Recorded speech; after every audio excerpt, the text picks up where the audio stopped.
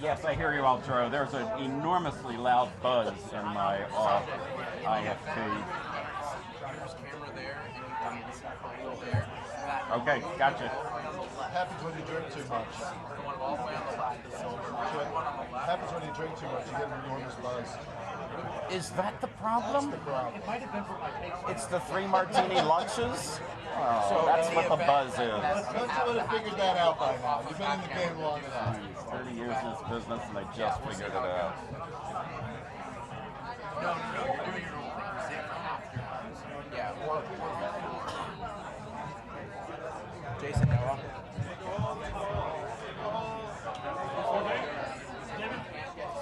Your name?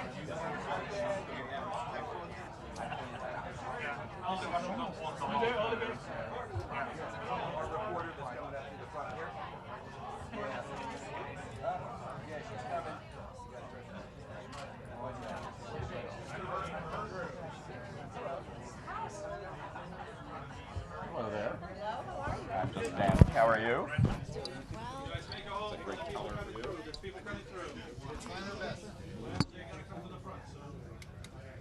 We have a seat. You gotta let them to their seat. We got the premier boarding pass. And just, Raheem, we're just, Perfect. you want to put this on, I mean, we can set it, the seat it may fall, just, you want to clip it on your waist. I know it's kind of Got it. okay. Thank you. You're welcome.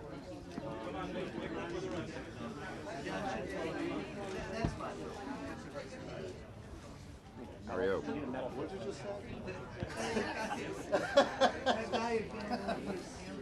Oh, no.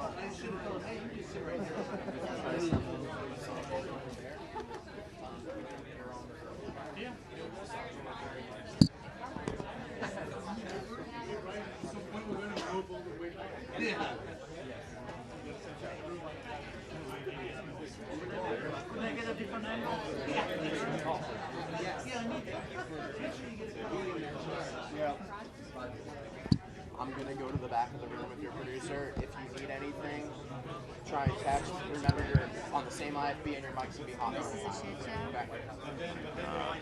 Unbelievable. Trying to get in here was Break quite a... leg. Punch anybody? I didn't have to punch anybody, but I did step on someone unintentionally. You have stilettos? No, thank goodness. Not really. No. Good. Come on, you can't wear those here. It's pointless.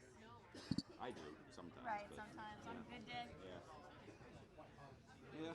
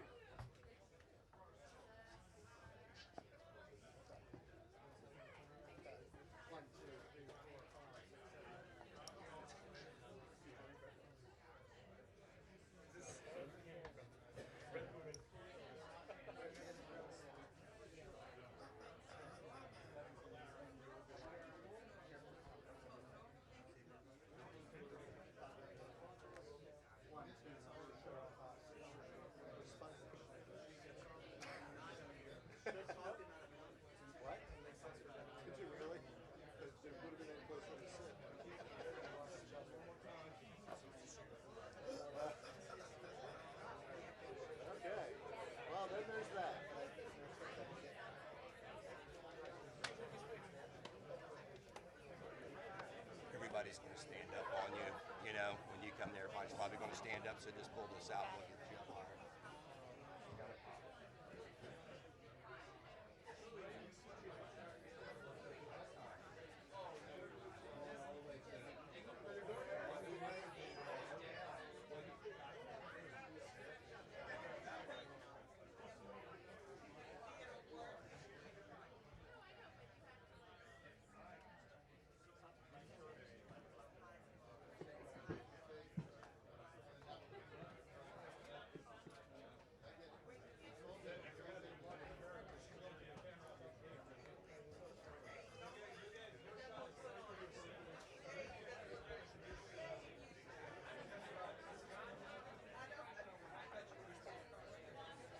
Coming through behind you guys. Make a path.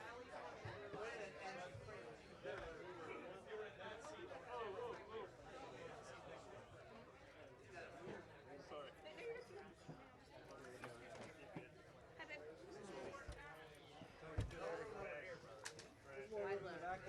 Long day for you. Oh, no. How are you? Are you good? Yeah, you know. Get your IFB hooked up. Okay, how was the proceeding? You did not hear this. Give me a sec, Steve. Sorry, I need a minute. Just give me a minute. Thank you. Catch your breath. Am I using a lob for nightly, or am I using You're going to use the stick mic for nightly. Okay. But we'll give you a lav also, which for the cuts camera, like the normal briefing. Perfect. I'm going to stick that on my collar. Okay. I'll hop up and get it. Joe, you all right? 1, 2, 3, 4, 5. Yes, I hear you. I hear you. 1, 2, 3, 4, 5, 6, 7, 8. If you just want to tuck this in the seat behind you or whatever you want I'll to do. stick that probably on my back. I'm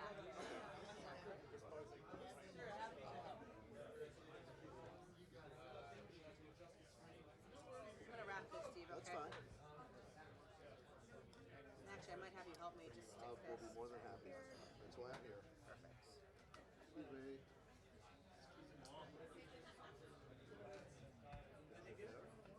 Oh, sorry, Steve. You got a lot of my hair coming in. That's all right. That's Better? Yep, thanks. And then lob for nightly, right? I mean, Lav is the mic under your leg for, you can put it, sorry. it's all right. You can put it right here That's next it. to you. Yep. Cool. And Hop up in a sec. you'll hop up on the bench, the stool, please don't fall. And are you good? You hearing anything? I don't hear anything, but I'm sure that I will. It's over on the other side. Under your chair. Oh, Chris, I'm here. Yeah, it's real static. Static. Hey, Chris, can you give me a 5 count? Chris? You need to talk into here for him to hear you. This I know, I'm gonna this text is him. what he's listening to.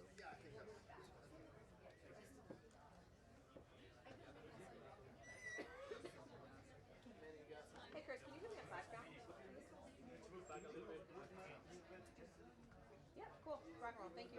You good? Anything I can do for you before I get out of here? Nope, you're good. Thanks, bud. All right. Caesar, you okay? It's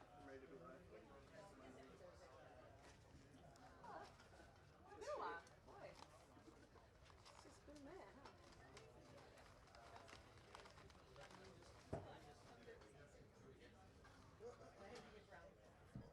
Yeah, guys, can you give me a 5 count, please? You're just super loud. You're much louder than Chris was. Yeah. Great, thank you.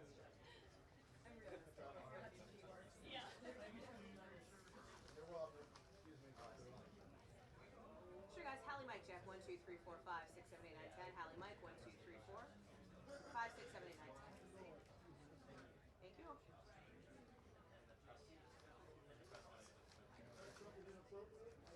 Is it better over there? You know where it's better? Out there.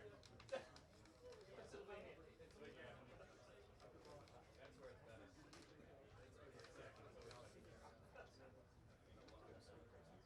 Lafayette.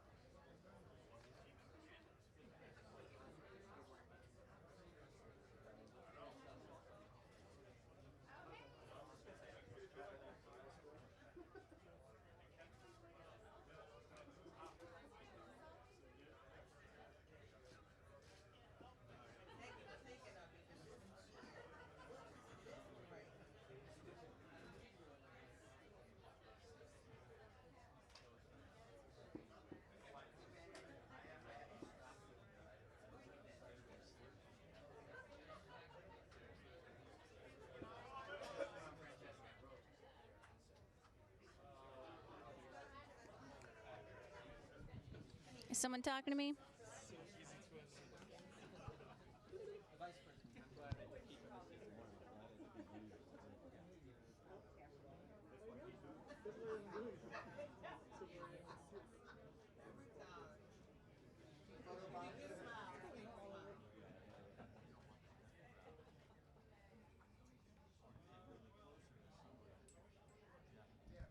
Hey, Doug.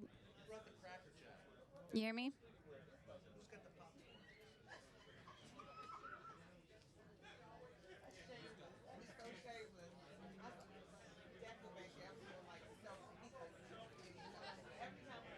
Hey, Doug, I hear you. Can you hear me?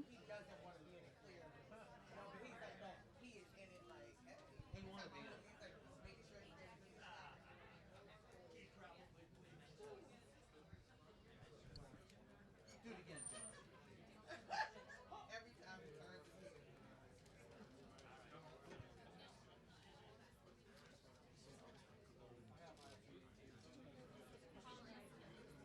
I did. Yes, I hear you. Can you hear me? Got a nice short one, but they were Great. helpful. Thank you. No, I just.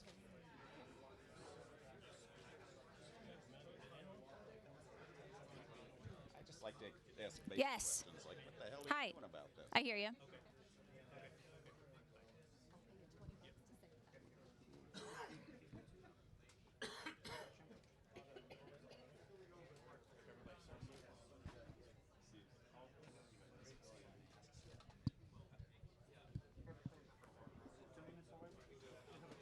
Okay.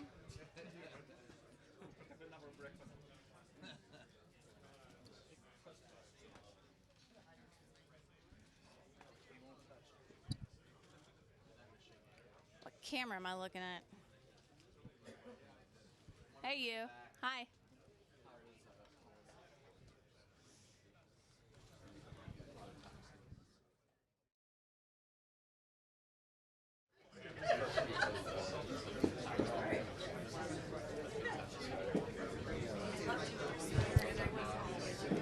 See it, thank you. Say that again.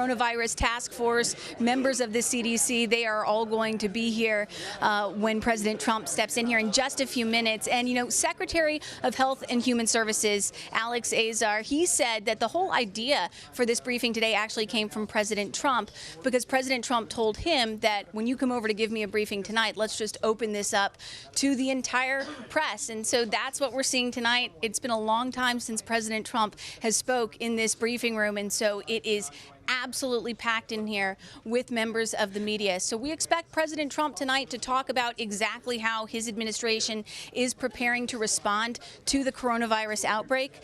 He has requested about $2.5 billion from Congress in emergency funding to deal with this outbreak.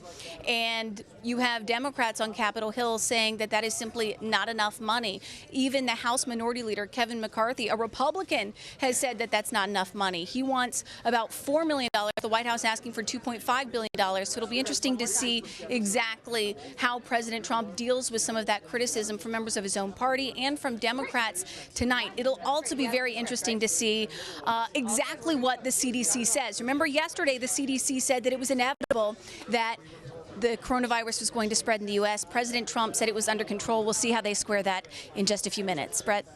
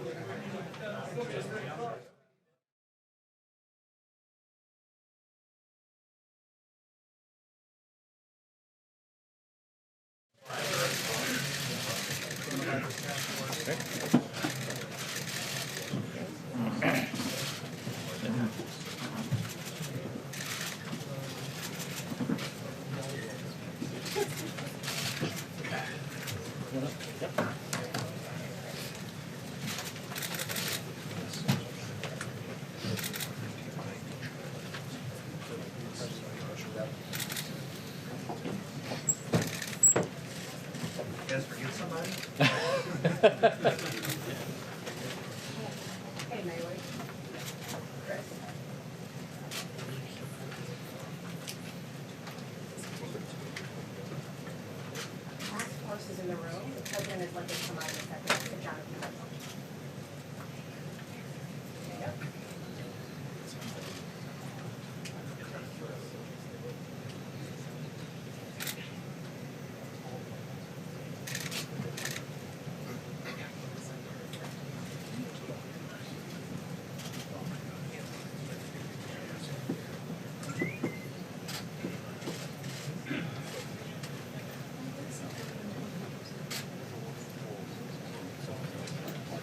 There you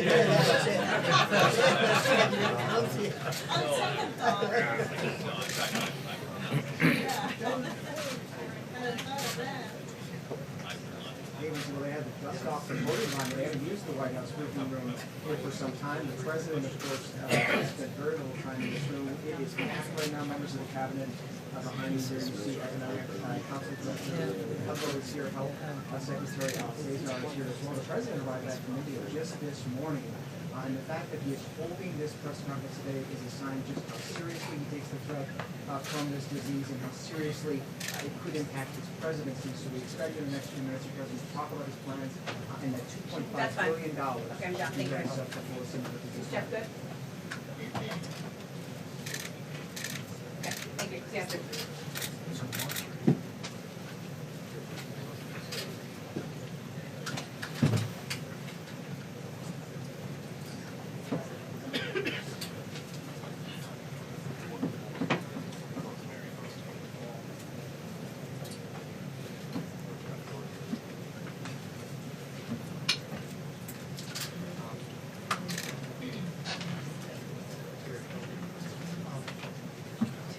Anything else?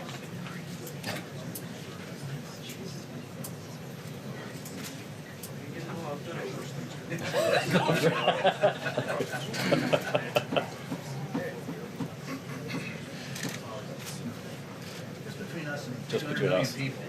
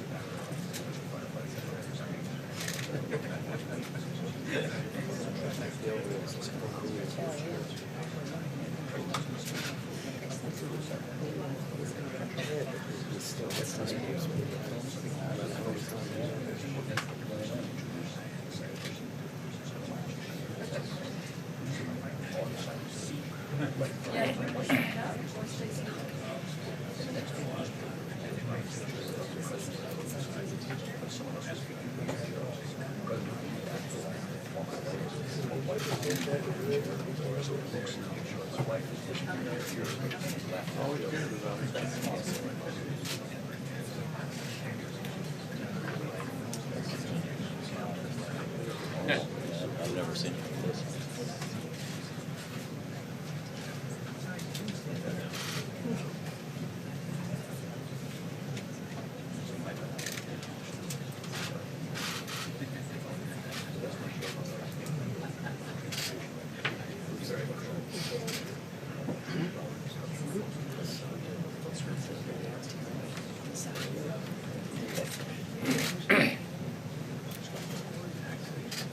Yeah, well, the door just opened. We're waiting on the president to come in. And right now, the people that you're seeing here in the briefing room are the president's coronavirus task force that they assembled. And of course, the big question is going to be coming out of this is whether or not they pick someone who is going to be really running point on this, more so than they have already with the Health and Human Services Secretary. We've heard from lawmakers and several other sources inside the administration say that that has been something that has been weighing, like the Obama administration did with the Ebola virus. Though today, the Health and Human Services Secretary testified they do not believe that's a position, and we'll hear from the president.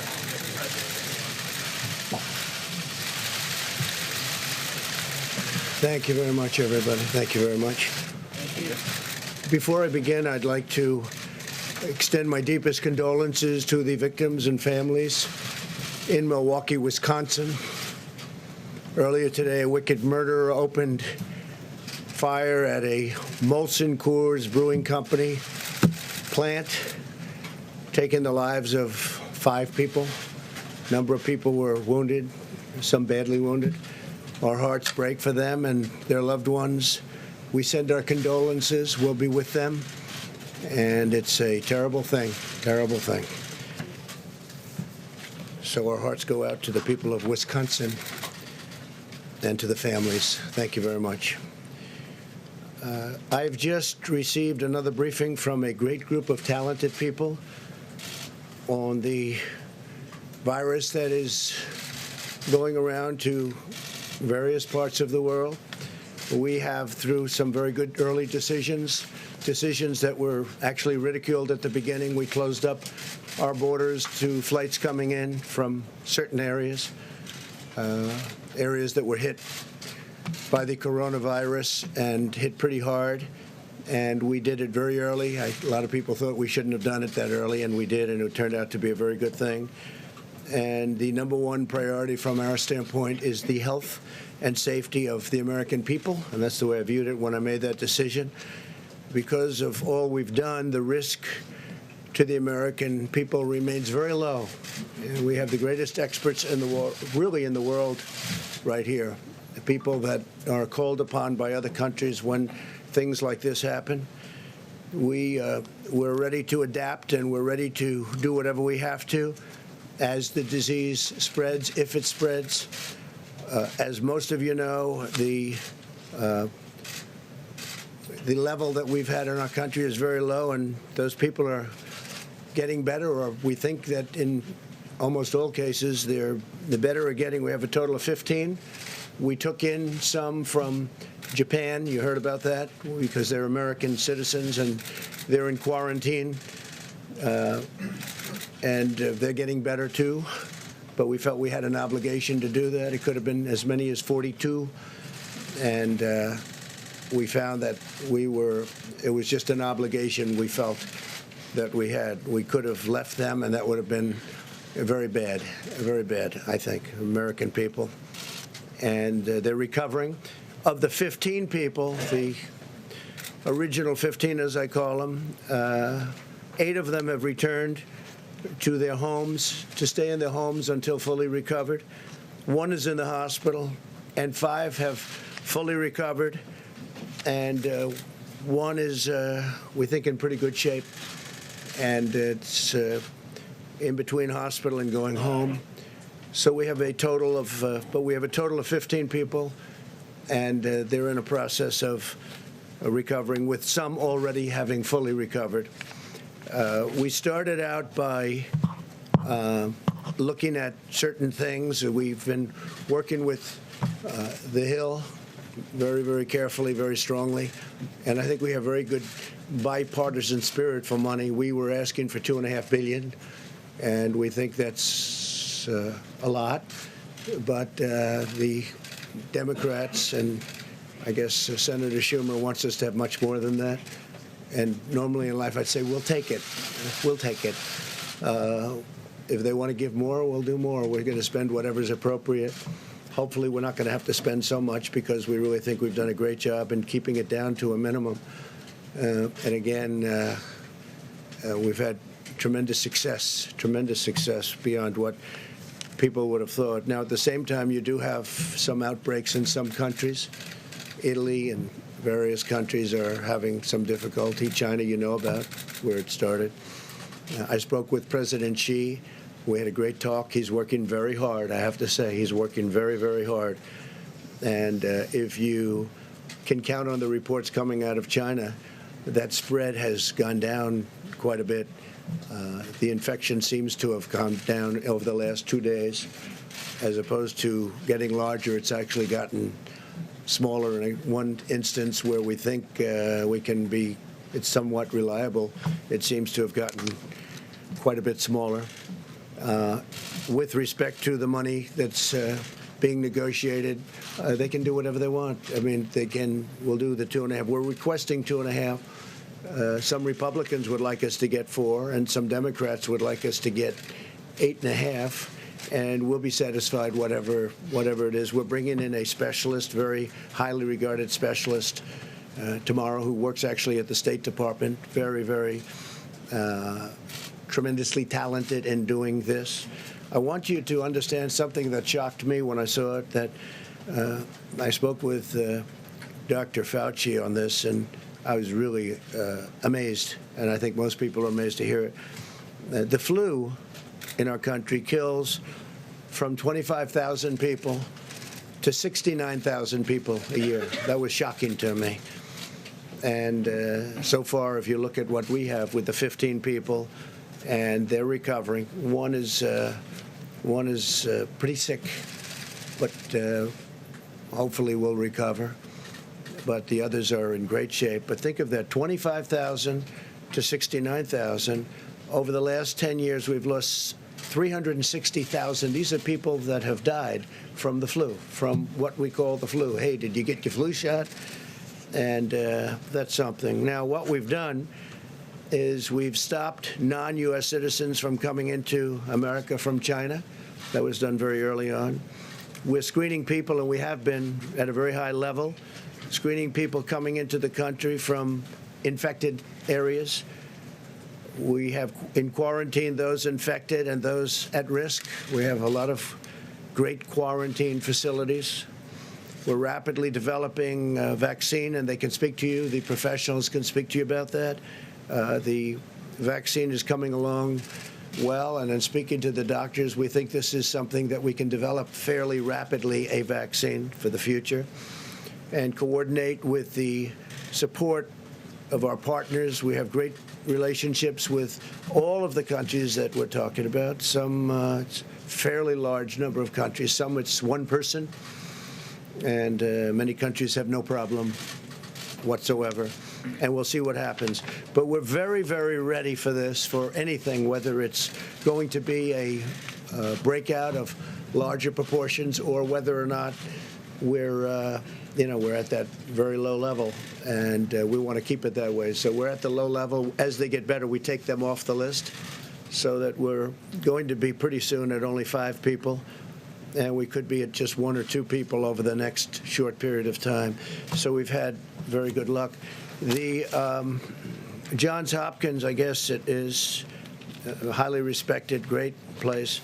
They did a study, comprehensive, the countries best and worst prepared for an epidemic. And the United States is now, we're rated #1. We're rated #1 for being prepared. This is a list of different countries. I don't want to get in your way, especially since you do such a good job. This is a list of the different countries. The United States is rated #1, most prepared. United Kingdom, Netherlands, Australia, Canada, Thailand, Sweden, Denmark, South Korea, Finland. This is a list of the best-rated countries in the world by Johns Hopkins. We're doing something else that's important to me because he's been terrific in many ways, but he's also very good on health care, and we really followed him very closely. A lot of states do. When Mike was governor, Mike Pence of Indiana, they've established great health care. They have a great system there, a system that a lot of the other states have really looked to and changed their systems. They wanted to base it on the Indiana system. He's very good. And I think, and he's really very expert at the field. And what I've done is I'm going to be announcing exactly right now that I'm going to be putting our Vice President, Mike Pence, in charge. And Mike will be working with the professionals, doctors, and everybody else that's working. The team is brilliant. I spent a lot of time with the team over the last couple of weeks, but they're totally brilliant, and we're doing really well. And Mike is going to be in charge, and Mike will report back to me. But he's got a certain talent for this, and I'm going to ask Mike Pence to say a few words, please. Thank you, Mike.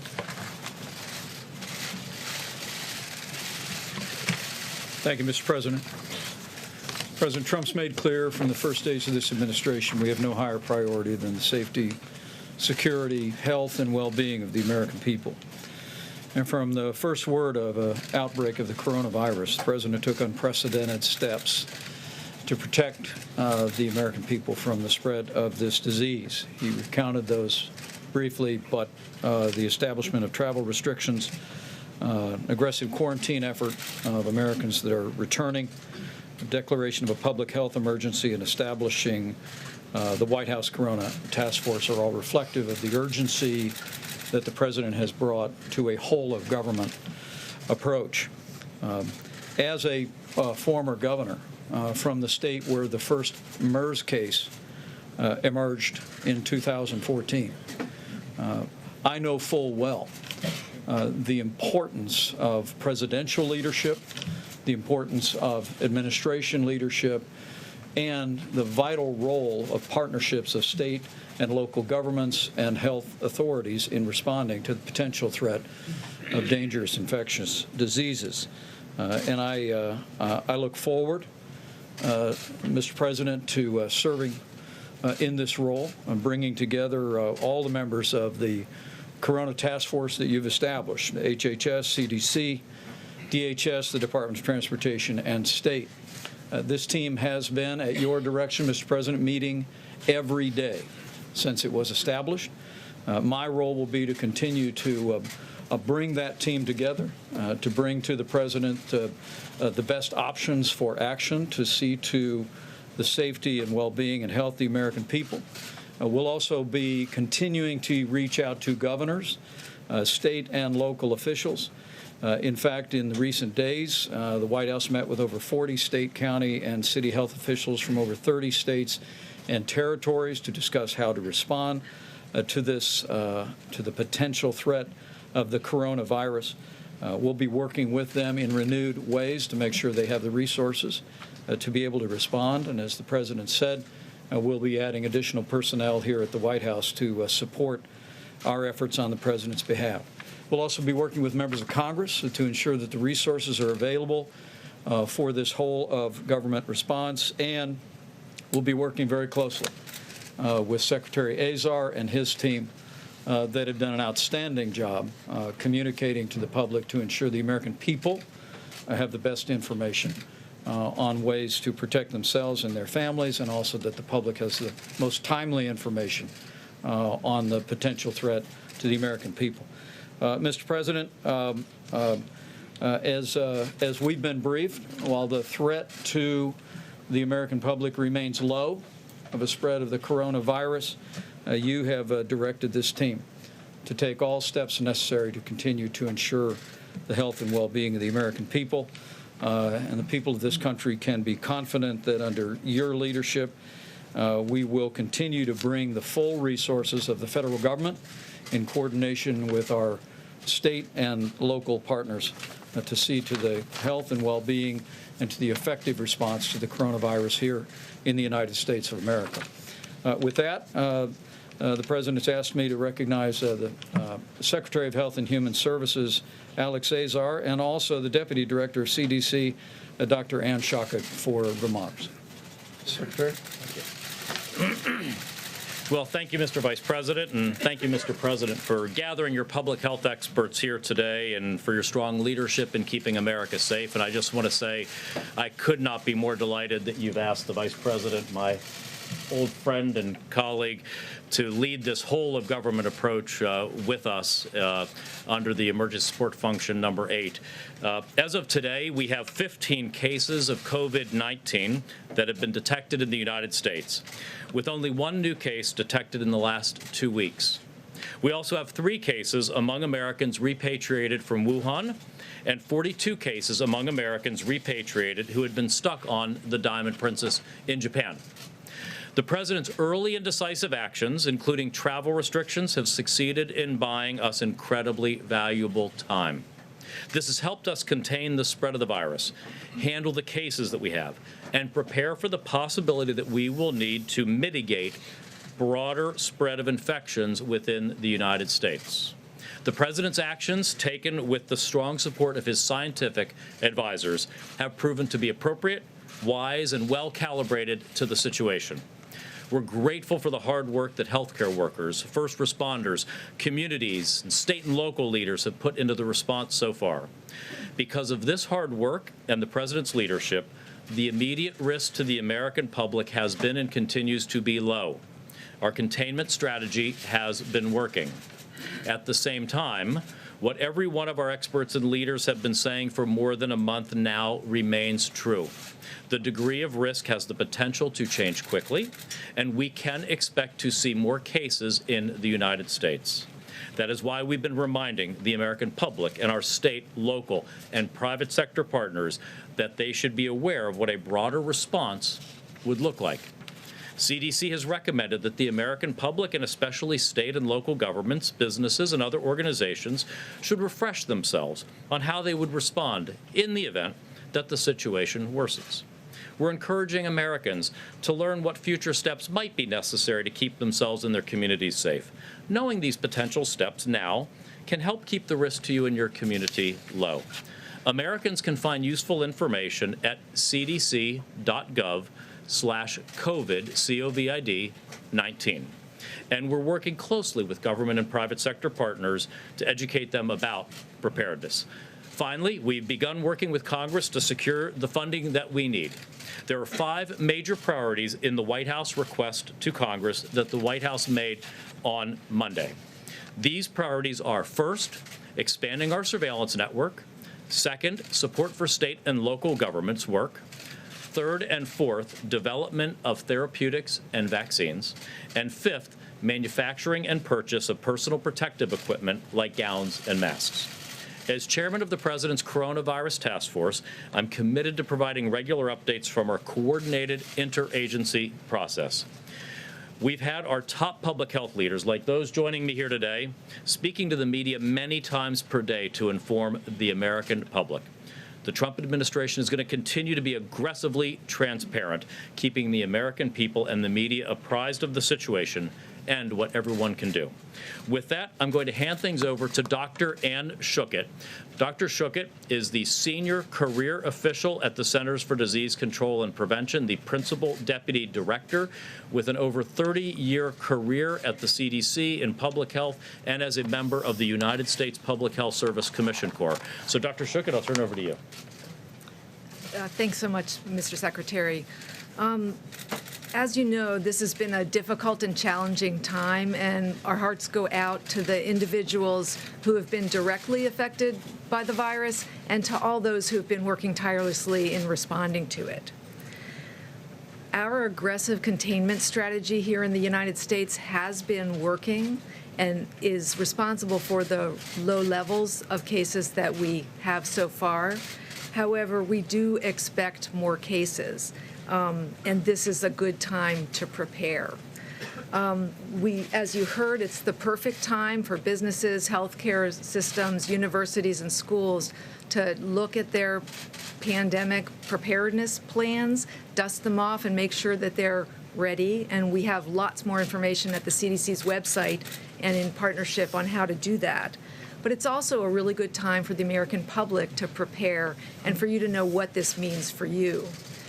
The coronavirus that we're talking about is a respiratory virus. It's spread in a similar way to the common cold or to influenza. It's spread through coughs and sneezes. And so those everyday sensible measures that we tell people to do every year with the flu are important here. Covering your cough, staying home when you're sick, and washing your hands. Tried and true, not very exciting measures, but really important ways that you can prevent the spread of respiratory viruses. So the trajectory of what we're looking at over the weeks and months ahead is very uncertain, but many of the steps that we have taken over the past 15 years to prepare for pandemic influenza and our experience going through the 2009 H1N1 pandemic of influenza remind us of the kinds of steps that our healthcare system, our businesses, our communities and schools may need to take.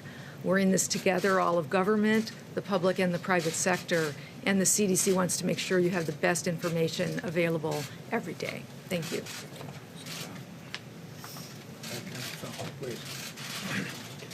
I just want to give you a very quick update on the my name is Dr. Tony Fauci. I'm the director of the National Institute of Allergy and Infectious Diseases at NIH. Just a very quick update on the countermeasure development in the form of vaccines and therapeutics. I had told this audience at a recent press briefing that we have a number of vaccine candidates and one prototype one to give you a feel for the time frame of a vaccine and what its impact might be now and in subsequent years. Is that I told you we would have a vaccine that we would be putting into trials to see if it's safe and if it induces a response that you would predict would be protective in about 3 months. I think it's going to be a little bit less than that. It's probably going to be closer to 2 months. That would then take about 3 months to determine if it's safe and immunogenic, which gives us 6 months.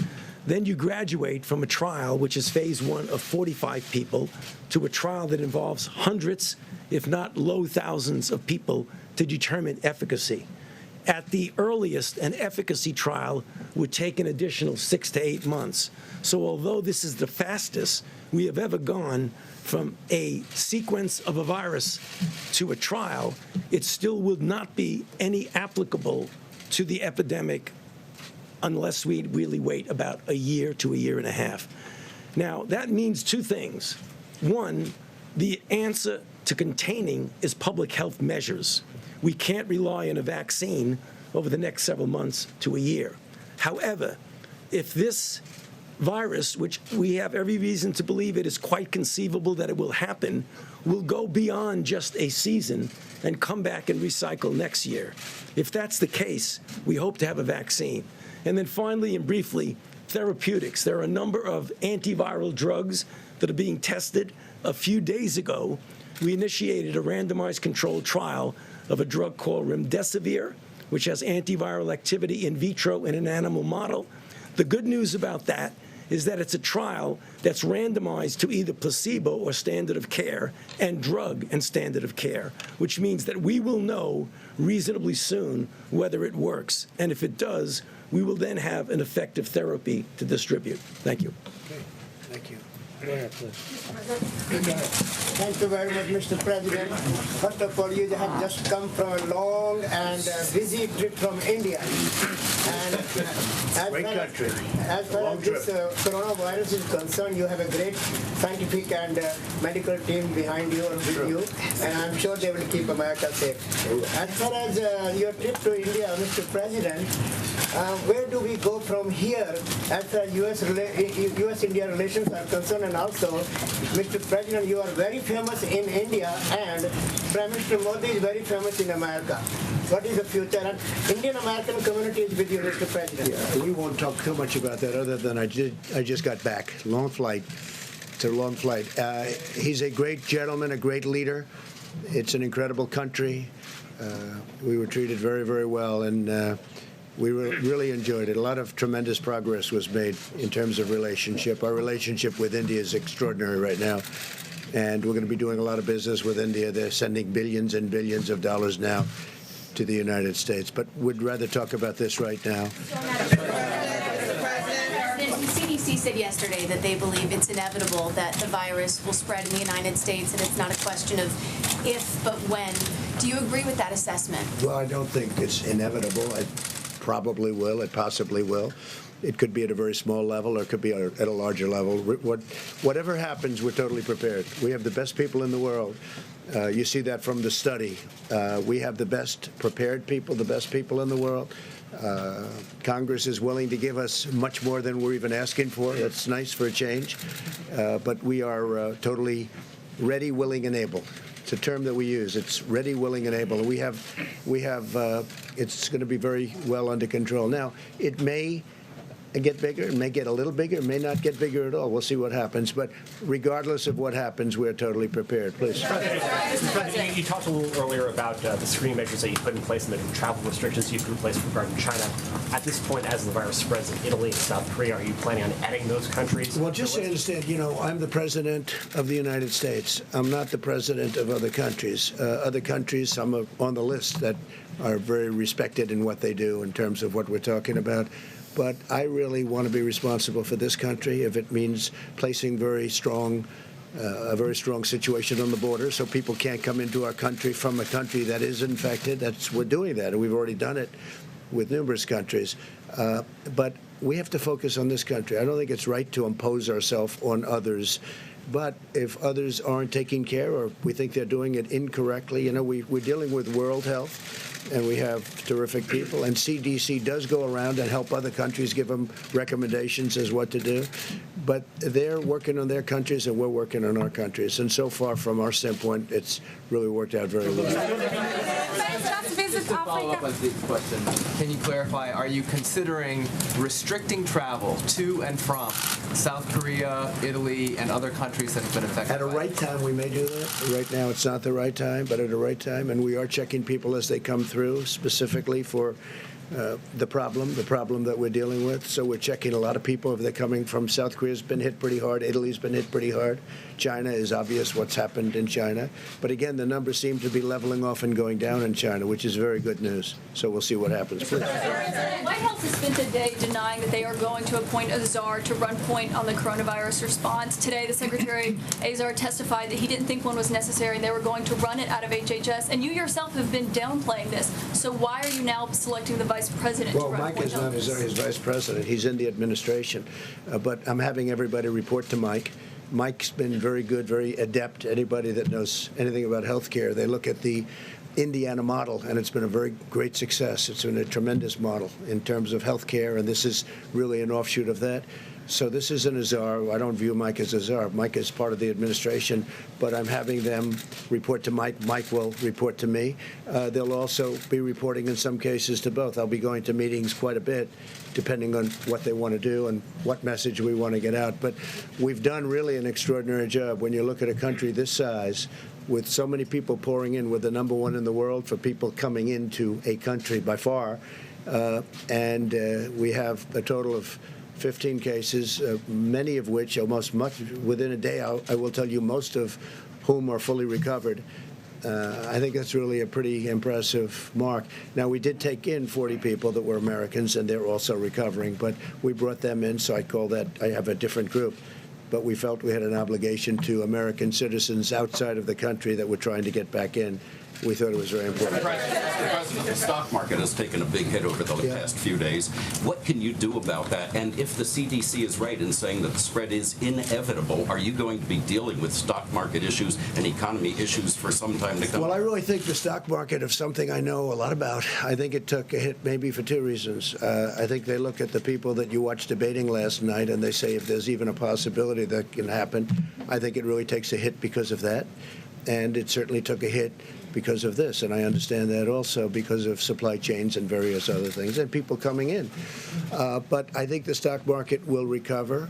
The economy is very strong. The consumer is the strongest it's ever been. Our consumers are incredible. They're incredible. That's why we're doing well and other countries have not. Even before the virus, we're doing great. Other countries have not been doing great. Our consumer is very, very strong, very powerful economically. Yeah, please. Mr. President, have you been presented any plans that would involve quarantining cities like we saw in China, and what would have to happen for you to take a We do have plans of a much on a much larger scale, should we need that. We're working with states. We're working with virtually every state.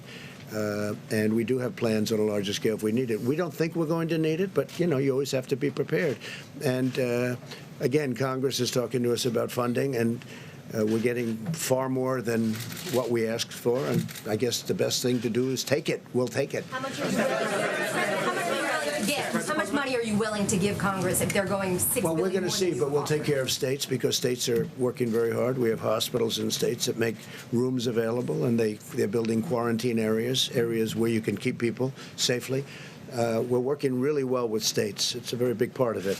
So, you know, my attitude, if Congress wants to give us the money so easy, wasn't very easy for the wall, but we got that one done. If they want to give us the money, we'll take the money and we'll just do a good job with it. Yeah, please. Go ahead. Mr. President, should Americans be going out getting protective equipment such as masks and so forth? And if so, what is the U.S. doing to boost production of masks? Well, we can get a lot of it. In fact, we've ordered a lot of it just in case we need it. We may not need it. You understand that. But in case, we're looking at worst case scenario, we're going to be set very quickly. But I don't think we're going to ever be anywhere near that. I really don't believe that we're going to be anywhere near that. Our borders are very controlled. Our flights in from certain areas that we're talking about are very controlled. I don't think we'll ever be anywhere near that. Please go ahead.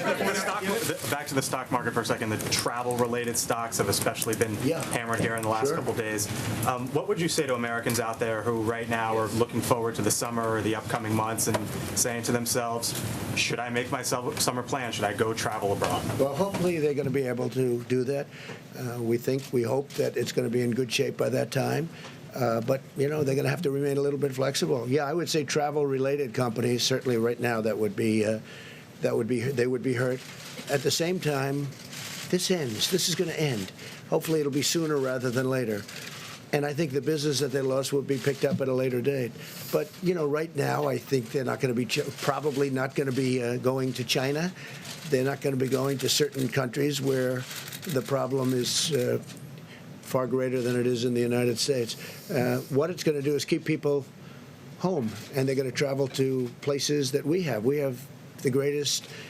It's the greatest tourism country in the world. So instead of leaving our country, leaving our shores, they'll stay here. And again, when you have 15 people, and the 15 within a couple of days is going to be down to close to zero, that's a pretty good job we've done. What is your response to Speaker Pelosi, who said earlier today that you don't know what you're talking about the coronavirus? I'm also wondering if you'd want to address critics who say you can't be trusted about what your administration is saying. Sure. I think Speaker Pelosi's incompetent. She lost the Congress once. I think she's going to lose it again. She lifted my poll numbers up 10 points. I never thought that I would see that so quickly and so easily. I'm leading everybody. We're doing great. I don't want to do it that way. It's almost unfair if you think about it. But I think she's incompetent, and I think she's not thinking about the country. And instead of making a statement like that, where I've been beating her routinely at everything, instead of making a statement like that, she should be saying we have to work together because we have a big problem potentially, and maybe it's going to be a very little problem. I hope that it's going to be a very little problem, but we have to work together. Instead, she wants to do that same thing with crying Chuck Schumer. He goes out and he says, the president only asked for $2.5 billion.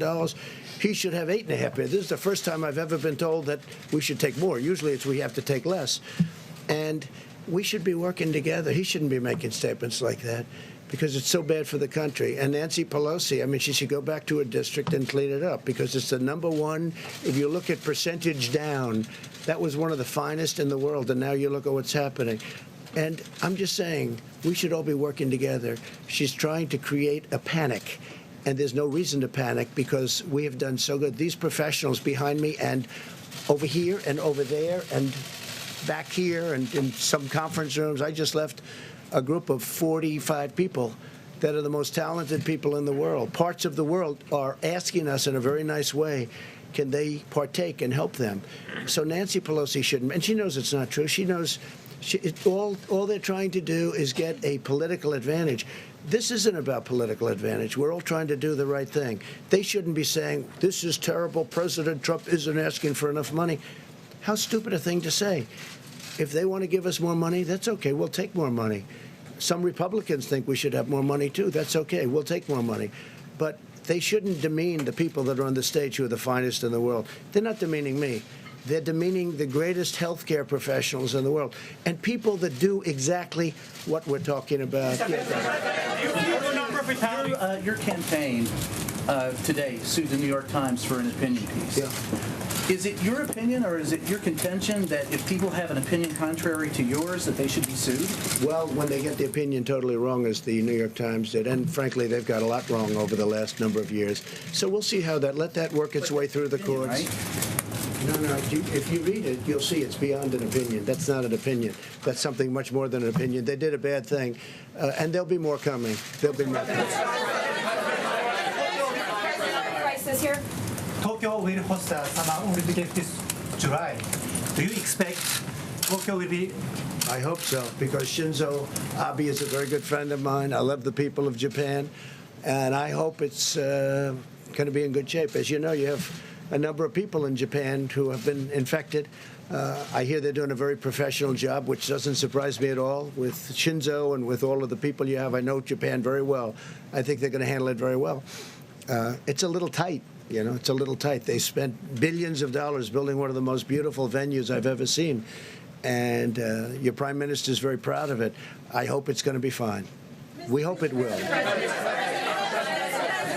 Thank you very much, Mr. President. The doctor at CDC just talked about dusting off preparedness plans, but coming from you, it has more weight. Do you feel that U.S. schools should be preparing for a coronavirus spreading? I would think so, yes. I mean, I haven't spoken specifically about that with the various doctors, but I would think so, yes. I think every aspect of our society should be prepared. I don't think it's going to come to that, especially with the fact that we're going down, not up. We're going very substantially down, not up. But, yeah, I think schools should be preparing and, you know, get ready just in case. The words are just in case.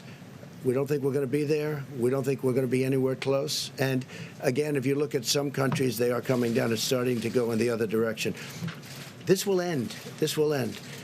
You look at flu season, I said 26,000 people. I never heard of a number like that. 26,000 people going up to 69,000 people, doctor, you told me before. 69,000 people die every year from 26 to 69, every year from the flu. Now think of that. It's incredible. So far, the results of all of this that everybody's reading about, and part of the thing is you want to keep it the way it is. You don't want to see panic because there's no reason to be panicked about. But when I mentioned the flu, I said, actually, I asked the various doctors, I said, is this just like flu?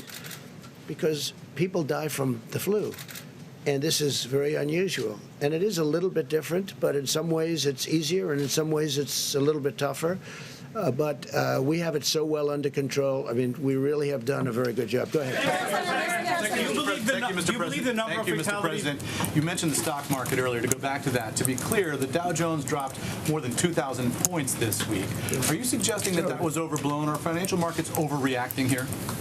I think the financial markets are very upset when they look at the Democrat candidate standing on that stage making fools out of themselves. And they say, if we ever have a president like this, and there's always a possibility, it's an election, you know, who knows what happens, right? I think we're going to win. I think we're going to win by a lot. But when they look at the statements made by the people standing behind those podiums, I think that has a huge effect, yeah. Had to do with the coronavirus? No, I think it did. I think it did. But I think you can add quite a bit of sell-off to what they're seeing, because they're seeing the potential. Again, I think we're going to win. I feel very confident of it. We've done everything and much more than I said we were going to do. You look at what we've done. What we've done is incredible, with the tax cuts and regulation cuts and rebuilding our military, taking care of our vets and getting them choice and accountability. All of the things we've done, protecting our Second Amendment. I mean, they view that, the Second Amendment, they're going to destroy the Second Amendment. When people look at that, they say, this is not good. So you add that in. I really believe that's a factor. But no, this is what we're talking about is the virus. That's what we're talking about. But I do believe in terms of CNBC and in terms of Fox Business, I do believe that that's a factor, yeah. And I think after I win the election, I think the stock market's going to boom like it's never boomed before. Just like it did, by the way, after I won the last election. The stock market the day after went up like a rocket ship. At what point would you be considering loosening the travel restrictions regarding China? When we're at a point where we don't have a problem. We're not going to loosen the travel restrictions. That's what saved us. Had I not made, Mike alluded to it, had I not made a decision very early on not to take people from a certain area, we wouldn't be talking this way. We'd be talking about many more people would have been infected. I took a lot of heat. I mean, some people call me racist because I made a decision so early. And we had never done that as a country before, let alone early. So it was a bold decision. It turned out to be a good decision. But I was criticized by the Democrats. They called me a racist because I made that decision, if you can believe that one. We have to all work together. We can't say bad things, and especially when we have the best team anywhere in the world. And we really gave it an early start. We gave it a very early start. Have consistently called for enormous cuts to the CDC, the NIH, and the WHO. You've talked a lot today about how these professionals are excellent, critical, and necessary. Does this experience at all give you pause about those? No, because cuts? we can get money and we can increase staff. We know all the people. We know all the good people. It was a question I asked the doctors before. Some of the people we cut, they haven't been used for many, many years, and if we ever need them, we can get them very quickly. And rather than spending the money, and I'm a business person, I don't like having thousands of people around when you don't need them. When we need them, we can get them back very quickly. For instance, we're bringing some people in tomorrow that are already in this, great government that we have, and very specifically for this. We can build up very, very quickly, and we've already done that. I mean, we really have built up. We have a great staff, and using Mike, I'm doing that because he's in the administration, and he's very good at doing what he does and doing as it relates to this. Yeah, go ahead. Go ahead, please. Mr. President. Yeah, go ahead. So far your administration. I picked him, but you're fine. So far your administration is only testing less than 500 people, and health officials are questioning whether that's enough, comparing to other countries who have tested more than tens of thousands of people. Are you planning to test more people? Well, we're testing everybody that we need to test, and we're finding very little problem. Now, you treat this like a flu. We were, in fact, I might ask one of the doctors to come up and explain it. You want to wash your hands a lot. You want to stay, if you're not feeling well, if you feel you have a flu, stay inside, sort of quarantine yourself, don't go outside. But there are certain steps that you can take that we won't even be necessary. In many cases, when you catch this, it's very light. You don't even know there's a problem. Sometimes they just get the sniffles. Sometimes they just get something where they're not feeling quite right. And sometimes they feel really bad. But that's a little bit like the flu. It's a little like the regular flu that we have flu shots for. And we'll essentially have a flu shot for this in a fairly quick manner. Yeah, go ahead. Mr. President, 2 weeks ago, Mr. President, your acting OMB director was in this room and was talking about what he expects to be GDP growth for this coming year. He said it was 3%, and we've talked about the effects of the coronavirus on the supply chain, the declines in the financial markets. Are you still confident that you'll see that kind of economic growth this year? No, we're going to have tremendously low unemployment. We're setting records in that way. In fact, the administration is, as you know, the lowest average unemployment of any administration in history, and our numbers are very low, very good, 3.5, 3.6. But you can't really see what this does in terms of GDP. It could affect it, but that's irrelevant compared to what we're talking about. We want to make sure it's safe. Safety, number one. But this would have, an impact on GDP. but we're still we're doing great. But this will have, just like, I'll tell you what has a big impact. Boeing has a big impact. How did that happen? A year ago, all of a sudden, that happened. I think that took away a half a point to a point even. You know, it's a massive company. I think Boeing, we had the General Motors strike. That was a big impact on GDP. And, of course, we're paying interest rates. I disagree with the head of the Fed. I'm not happy with what that is because he's kept interest rates. President Obama didn't have near the numbers, and yet, if you look at what happened, he was paying zero. We're paying interest.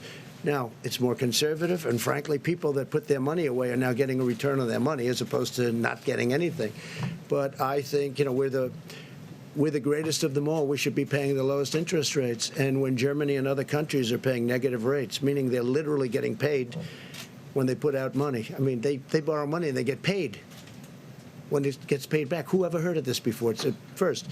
But we don't do that. So I totally disagree with our Fed. I think our Fed has made a terrible mistake, and it would have made a big difference as good as we've done, even without the 2,000 points. And we started off at 16,000, and we'll be at 28,000 without. We were going to crack 30,000.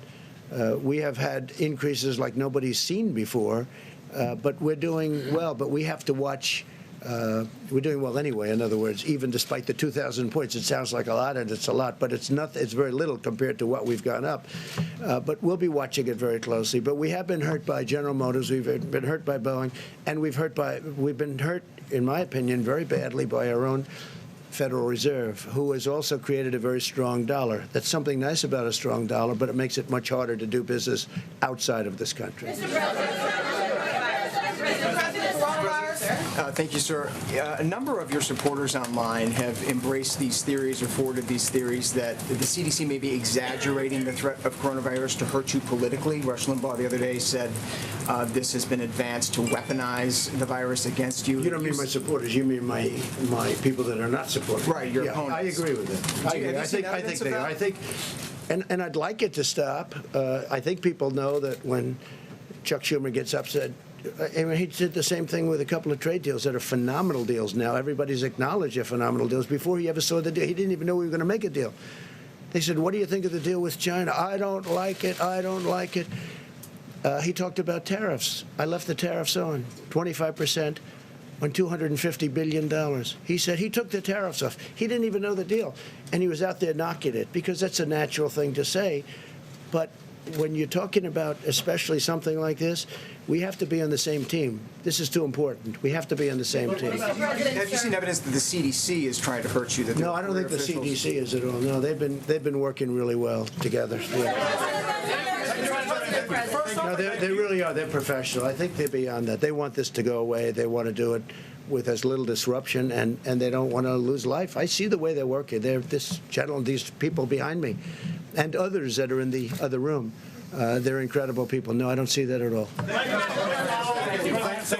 Thank you, Mr. President. Thank you very much. I don't know who said that, but Thank you, Mr. President. Tonight, you're minimizing the risk, the danger of the virus. Are you telling the Americans, except for the ones who are sick, not to change any of their behaviors? No, I think you have to always, I do it a lot anyway, as you probably heard.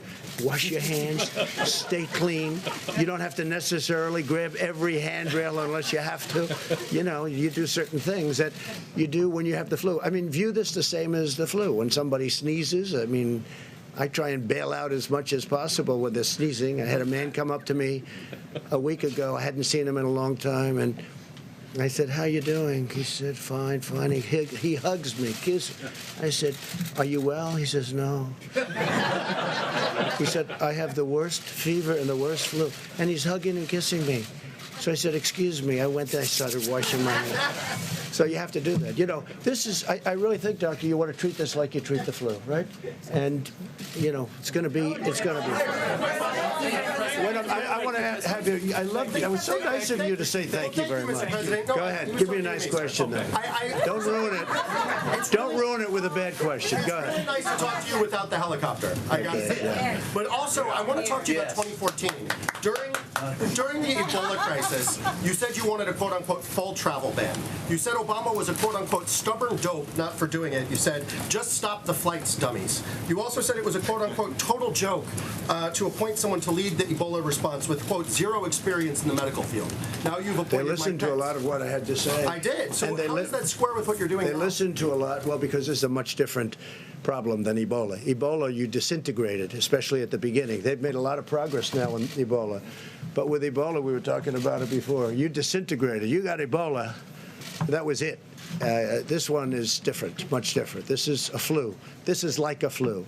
And this is a much different situation than Ebola. But and we're working on Ebola right now, by the way. We're working on certain areas of the Congo. The Congo has Ebola, and caused largely by the fact that they have war and people can't get there. We can now treat Ebola. At that time, it was infectious, and you couldn't treat it. Nobody knew anything about it. Nobody had ever heard of anything like this. So it's a much different situation. Mortality. I think it was to me. Thank you. So, Mr. President, let me ask you this. Yeah, go ahead. In just the course of the last couple of minutes, you have disputed some of what the officials that are working in your administration behind you have said about the risk of coronavirus and its spread. Do you trust your health officials to give you good information, or do you trust your own instincts more? I don't think I have. They've said it could be worse, and I've said it could be worse too. I also think, no, I don't think it's inevitable. I don't think it's inevitable.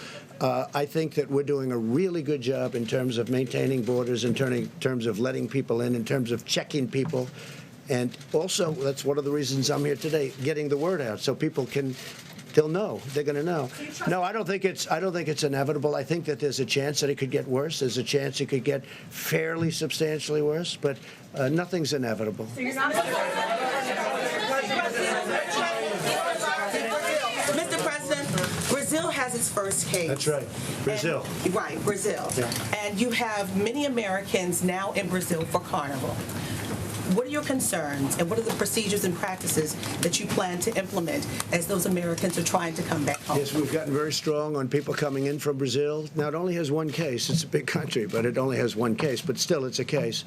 We deal with Brazil very well. The president's a very good friend of mine. In fact, he ran on exactly, it's called Make Brazil Great Again. That's what he ran on. We get along very well. I know you're so thrilled to hear that. We get along very, very well.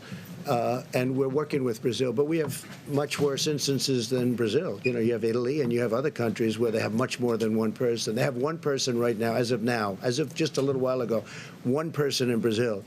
But Italy is, you know, a deeper problem.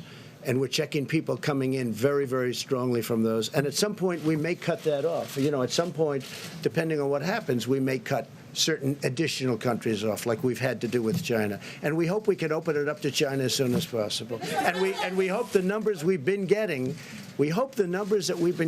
are true on China, where it really has leveled off and started to go down. Because eventually, sometime, that's going to happen. Go ahead. Thank you very much. You've said repeatedly that you think the federal government is very prepared, that you're ready for this. Yep. But if you think that Secretary Azar is doing such a great job, why did you feel the need to make a change and put Vice President Mike Pence in charge of the federal response to this virus? I think Secretary Azar is doing a fantastic job. But he also has many other things. I mean, we're working on many, many things together. If you look at his schedule of what he's doing, including drug prices, and I think it's perhaps the most complicated job that we have in government. And I want him to be able to focus on that. And Mike is really good at it. They're going to work together. They're going to work very closely together. And they're both in the administration. I see them all the time, so it really works. This isn't a czar. This isn't going out and getting somebody that's never been in the administration. I have two people that are very talented, and it's something I feel good about. I don't want to spare the horses. I have very talented people. I want to use them on this because I want it to stay low or as low as possible. Thank you, Mr. President. I want to get to China. At the beginning of this outbreak, the Chinese Communist Party covered it up.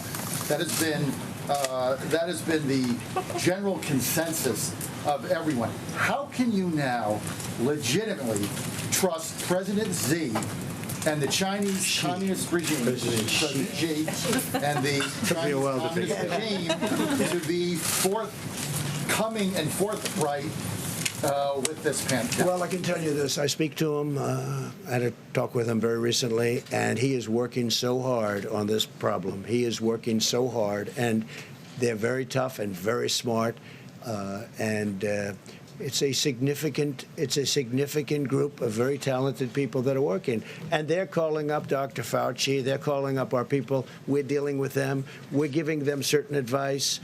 We actually have, through World Health, we have them over there also, and we have a lot of our people making up that group that went over there. No, he's working very hard. It'd be very easy for me to say, it doesn't matter what I say, really. I can tell you, he is working. I had a long talk with him the other night. He is working really, really hard. He wants it to go away from China and go away fast, and he wants to get back to business as usual. Because I talked about the flu and in comparison to the coronavirus. Flu has a fatality ratio of about 0.1%. Correct. This has a fatality ratio somewhere between 2 and 3%. Well, we don't know exactly what it is. So far. And the flu is higher than that. The flu is much higher than that. There's more people who get the flu, but this is spreading, or it's going to spread maybe within communities. That's expectation. Does that worry you? Because that seems to be what worries the American No, because we're ready for it. It is what it is. We're ready for it. We're really prepared. We have, as I said, we have the greatest people in the world. We're very ready for it. We hope it doesn't spread. There's a chance that it won't spread, too. And there's a chance that it will. And then it's a question of at what level. So far, we've done a great job. When you have 15 people with this whole world coming into the United States, and the 15 people are either better or close to being better, that's pretty good. All right, we'll do one more. Go ahead. Mr. President, there have been many cases of price gouging on the sales of medical equipment, masks, and so on. Should the government be investigating that, looking into it, and do you have a message on that? If you tell me that's happening, we will definitely investigate. We don't want that. All right, one more. Go ahead. Mr. President, thank you. Go ahead. No. Yes? Go ahead. Are you working with China right now, specifically in what areas? Also, we're working with China. We just did the biggest trade deal in history. We did 2 of them between USMCA and the China deal. It's the biggest in history. The relationship with China is a very good one. And I can tell you that, again, President Xi is working really hard. He wants this problem solved as hard as you can work. Thank you all. Thank you all. I may leave you behind and you can answer a few more questions. So you can ask them a few. Are you going to do this more often? You are? Please, if you'd like to. Yes. We'll do it more. Mr. President, Wish him good luck. And who? Secretary Azar, given the Pence move, I think, if I could just clarify, I think you're not getting the point here of this. I'm still chairman of the task force. Mick Mulvaney's been serving actually an invaluable role for me as acting chief of staff, helping to coordinate across the government with my colleagues and the whole of government approach. Having the vice president gives me the biggest stick one could have in the government on this whole of government approach. So you don't feel like you're being replaced? Not in the least. When this was mentioned to me, I said I was delighted that I get to have the vice president helping in this way. Delighted, absolutely. Will you answer 2 more questions? Not tonight. I've testified for 8 hours today in 3 hearings. But maybe tomorrow. Okay? I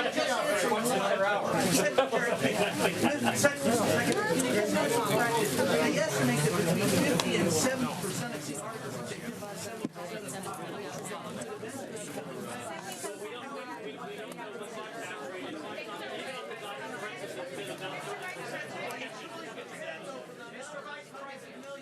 Yes, I hear you.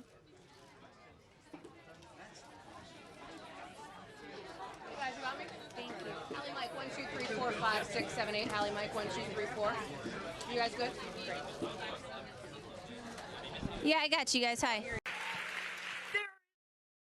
All right, looks like Fox changed our shot there. Obviously, President Trump, though, addressed coronavirus in length with CDC officials. You can see now they've switched us to a new live event, and so I guess we will be listening in to Elizabeth Warren here in South Carolina on News Now. Just want to say thank you, though, to those of you who have been with us here all evening long. Just a reminder, you can always subscribe to our page. That way you can stay up to date on everything that's been happening here across I want to say across the world. Fox continues to change our shots here just a few times. So we have this breaking news situation that they just changed us here to.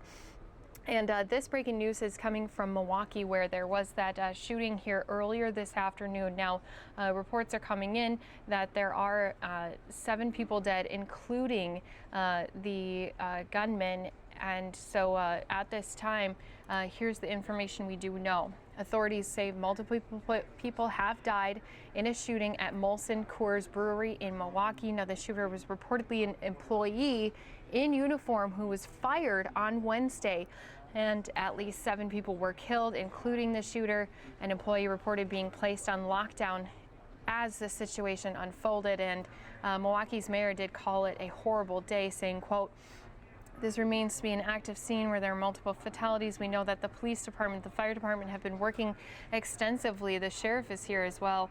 Again, what has happened is there's a horrific shooting that has occurred. We're urging all residents and people in the area to stay away from this area simply because traffic diversions and things like that.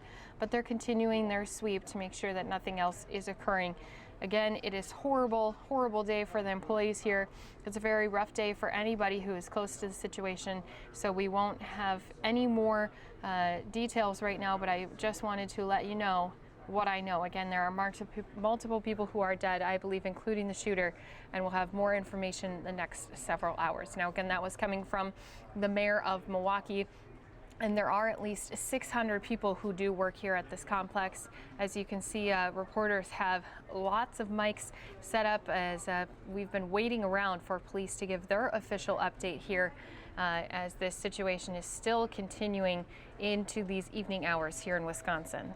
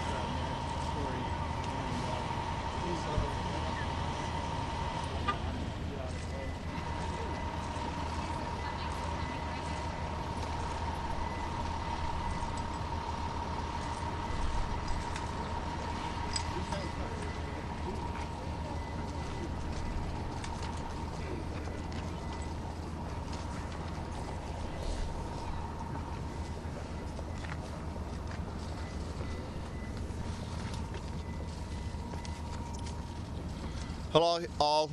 I'm joined here today with the Mayor of Milwaukee, Governor, Lieutenant Governor, and leadership from local, county, and federal law enforcement agencies, along with the District Attorney and U.S. Attorney.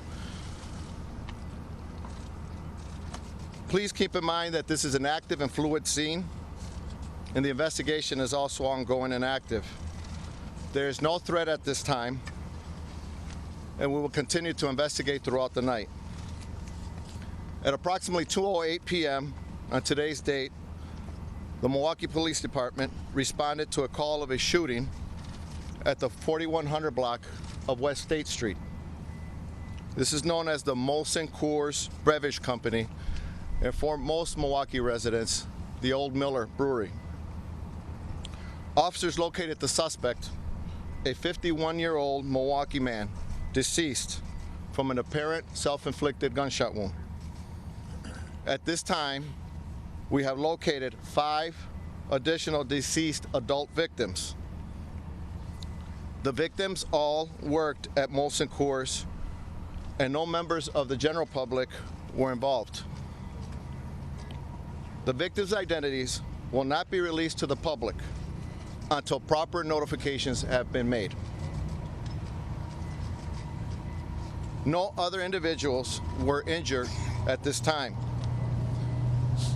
Further information will be provided by the leadership of Miller Coors' executive team when they arrive, as they were all out of state and currently en route, which we're hoping to give you an update after 9 o'clock tonight.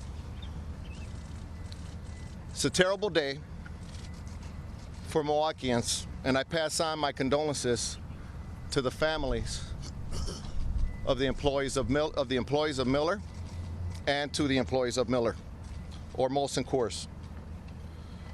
Again, I'd like to thank the Milwaukee Police Department, sworn, who responded quickly to attend, the FBI, the ATF, Department of Criminal Investigations, Milwaukee County Sheriff's Office, the Marquette Police Department, and the Milwaukee Fire Department for their assistance. As I stated, we'll provide additional information. Please understand that Molson Coors is a large company with over 1,000 employees that were working when this occurred. We have several people we need to talk to, and we have to go through a roll call and identify who's missing, which is why we can't give you all this information currently. We'll have additional information and let you know when this scene becomes safe. I'm now going to pass the mic on to the mayor, and we'll have other leaders from our team here speak. Mayor? Identify yourself, sir. Chief Alfonso Morales of the Milwaukee Police Department.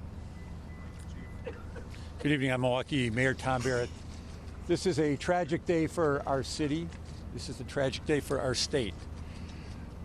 5 families, 6 families actually, are grieving and will be grieving because of this horrific act of this individual. This is a time for us to think about those families, because there were 5 individuals who went to work today, just like everybody goes to work. And they thought they were going to go to work, finish their day, and return to their families. They didn't, and tragically, they never will. I want to thank the Milwaukee Police Department.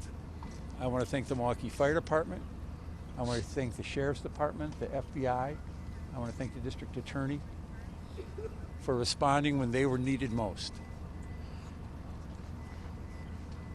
This is an unspeakable tragedy for our city. This is a community tragedy. And as we grieve for these families, we must remember the sacrifices that they made. We will have more information as the families are notified. We'll have more information as more employees are notified as to who the deceased are. But please keep in your prayers these individuals who lost their lives. What's your name, man? My name is Mayor Tom Barrett. This is Lieutenant Governor Mandela Barnes. Hey, Lieutenant Governor Mandela Barnes, and we're here on the scene of another American tragedy, another senseless American tragedy, one that shouldn't have to happen, and unfortunately, it's in our backyard. And I hate to say that it's in our backyard once again. This is the 11th mass shooting in our state since 2004.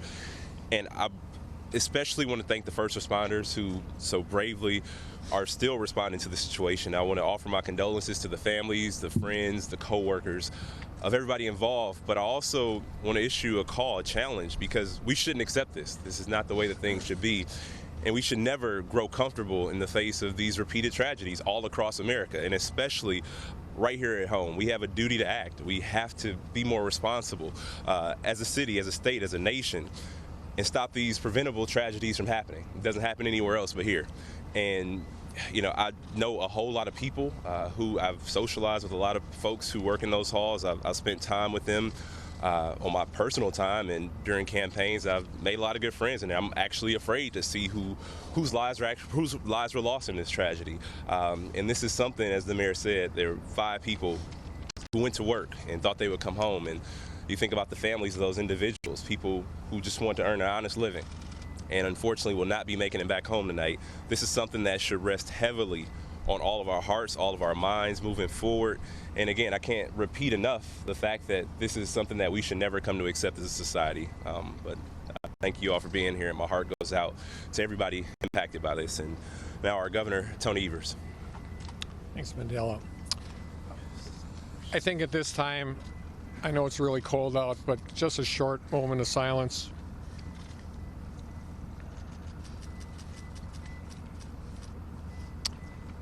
The hearts of the people of Wisconsin go out to the folks that were needlessly murdered at Molson Coors this afternoon. The First Lady and I will be praying tonight together for the lives that have been lost. It is a tragedy for Milwaukee, yes, but it's a tragedy for the entire state of Wisconsin. Wisconsin is a strong state. What happens in Milwaukee happens, it impacts people all across the state, from Cornucopia to Kenosha. And so my role here tonight is to bring as many prayers as I can carry and hearts of the people of Wisconsin to the losses that have occurred. Thank you. Chief. Thank you. As I stated, at approximately 9 o'clock, we'll see if we can give you additional information as the leadership from Molson Coors arrives. They will have additional information. We are making family notifications, and again, this is fluid. We'll update you as we move on. Chief, thank you very much. Everyone is out of the building right now, all the workers that were in the lockdown mode. Is everyone out? No, they're not. There's over 1,000 employees. There's multiple buildings. There's more than 20 buildings we have to secure. We have checkpoints that we're checking off each employee one by one. That's going to take several hours to do.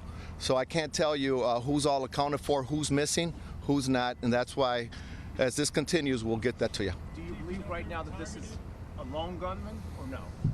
It's too early to tell. We believe we have it contained. We believe that subject is down, but I can't give you additional information. It may change, but right now we believe the target is down. That's all I have for you. We'll give you more at 9 o'clock. Thank you very much. Thank you. Thank you. We have somebody that can do a Spanish one as well for you. If you for Spanish speaking a statement, I have a PIO for you. Yes. When you arrive on the scene, you want to do that? Yep. Okay. 9 o'clock back here. Yes.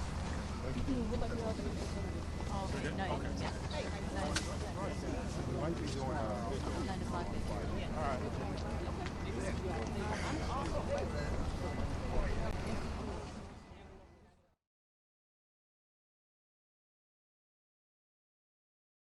All right, again, hearing from police there that this will be a long evening for them as they continue to conduct their investigation. As you see, still a very active scene here in Wisconsin, but we do know at this time that there are multiple people, unfortunately, who have died because of this employee who was allegedly fired earlier this morning, went back to the facility and was in uniform. And as you heard, not only did they find that individual with a self-inflicted gunshot wound, but they also found 5 others.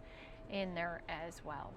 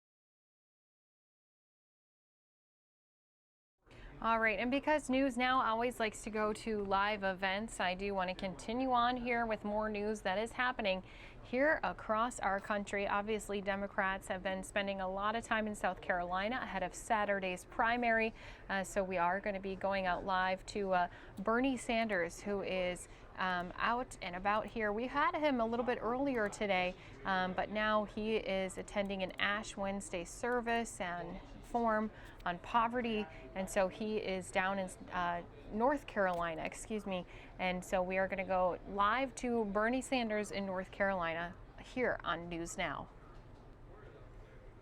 When the cancer came back, we went to see 3 doctors 12 years ago today, hoping that one of them could do something that might give us a little more time with him.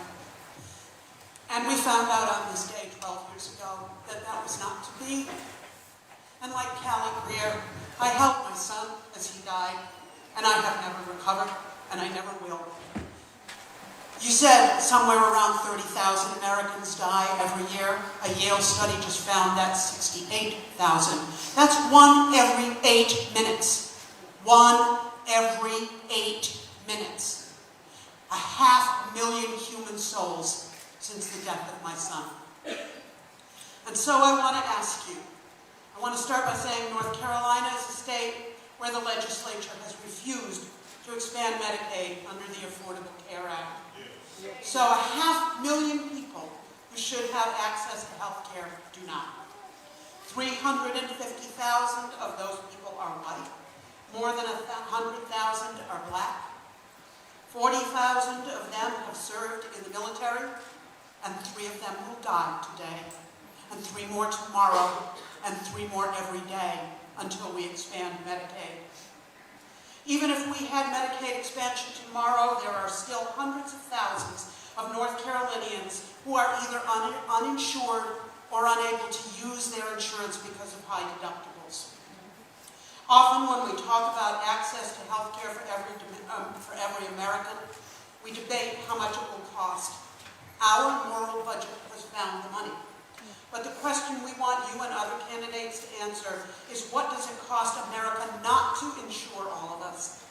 America can't address the moral crisis of poverty without addressing health care. What is your plan to guarantee access to health care to every single human being in this country? Thank you so much.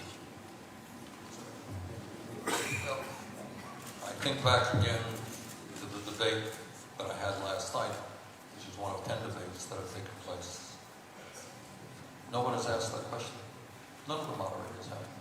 Question that I'm often asked as an advocate for Medicare for all, I'm asked every debate, how are you going to pay for it? No one stuff. We argue about that, and my opponent said I'm not telling the truth or I'm underestimating the cost. But no one has said, Senator, do you think we have a moral obligation to make sure that nobody in this country dies unnecessarily because they don't have health care? That question never asked me. Never asked me by the media. Not once you watched the debates, not once being asked in the debates.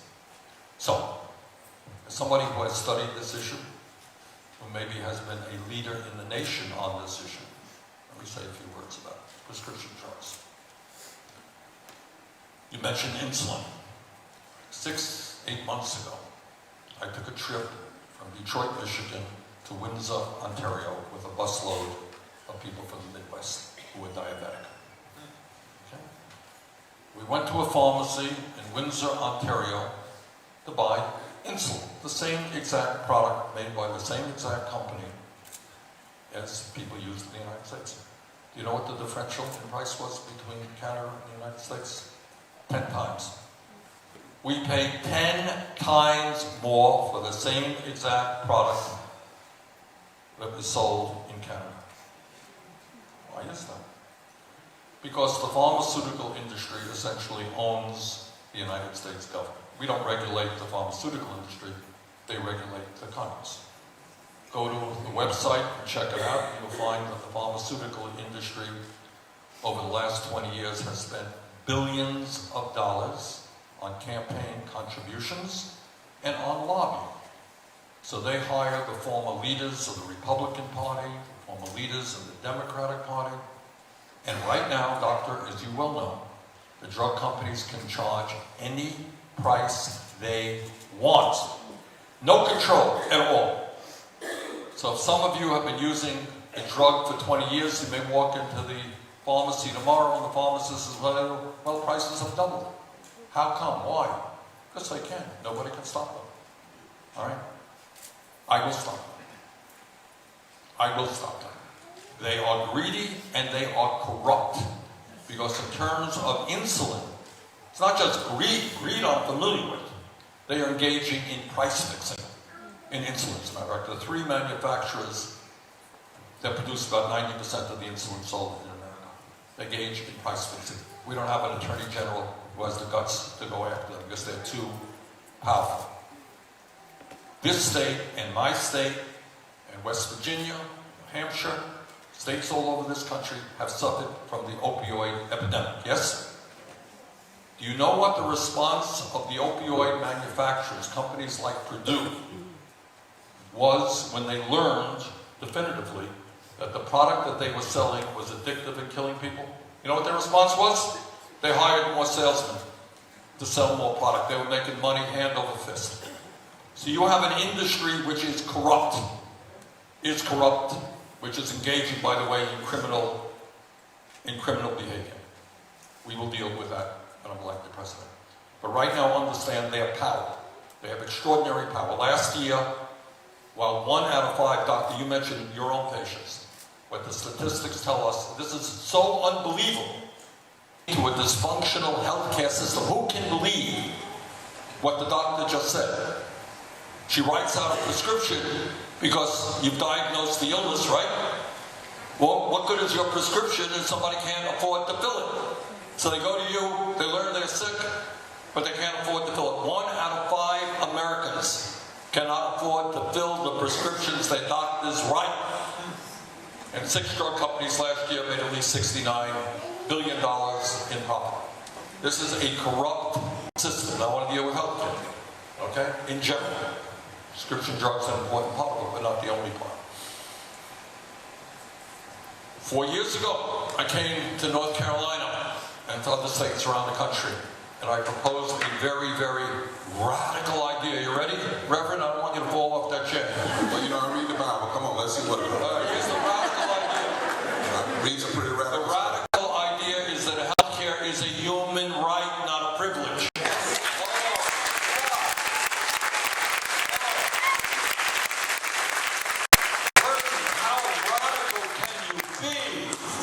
Extremist, communist, oh my God. Imagine that people in America, when they're sick, can walk into the doctor's office regardless of their income. I mean, how revolutionary is that? Meanwhile, that exists in virtually every other major country on earth. Now, the healthcare industry doesn't tell you that. Media doesn't talk about it. But the fact is, I live in Burlington, Vermont. I live 50 miles away from the Canadian border. Last I heard, Canada wasn't a communist country, wasn't a socialist country very much like us. But decades ago, because I had some courageous politicians, by the way, who took on the establishment there, they passed what they call Medicare as well. In Canada, you go to any doctor you want, and you know what? You don't take out your wallet, you don't take out your credit card. You all know that? And if you end up in a hospital, with cancer or a serious illness, do you know how much it costs you when you come out? Anyone know? How many? Anybody know? 0. And then, on top of all of that, do you know how much the Canadians are spending per person, doctor, on health care compared to the United States? We're spending half as much as we spend. We spend $11,000 for every man, woman, and child. Outrageous sum of money. Canadians are spending half of that. Somehow they provide health care to all of their people. Their people live longer than our people. Their infant mortality rate is lower. So why is it that we spend twice as much per capita and 87 million people are uninsured or underinsured? Your point about being insured doesn't mean anything if you have a $5,000 or $10,000 deductible. You still can't afford to go to the doctor. We don't talk about that too much. You're insured on paper, but in reality you still can't go to the doctor. So this is what Medicare for All is about. We get rid of all premiums. We get rid of all co-payments. We get rid of all deductibles. We get rid of all out-of-pocket expenses. And because we're going to lower the cost of prescription drugs significantly, nobody in America has to pay more than $200 a year for the prescription drugs they need. We fund it publicly in a progressive way. It is not free. Healthcare is expensive. We have various options out there. We pay for it. But today, when we talk about healthcare, and the media doesn't talk about this at all, I'm asked how we're going to pay for it. I got options to pay for what I'm proposing. You know how we pay for it today? Anybody here paying a premium? Raise your hand. Anybody here pay co-payments? Anybody pay out-of-pocket expenses? Anybody here pay outrageously high cost of prescription drugs? That's how you're paying for it today. And here is the truth. The average American family, the family in the middle of our economy, makes $60,000 a year.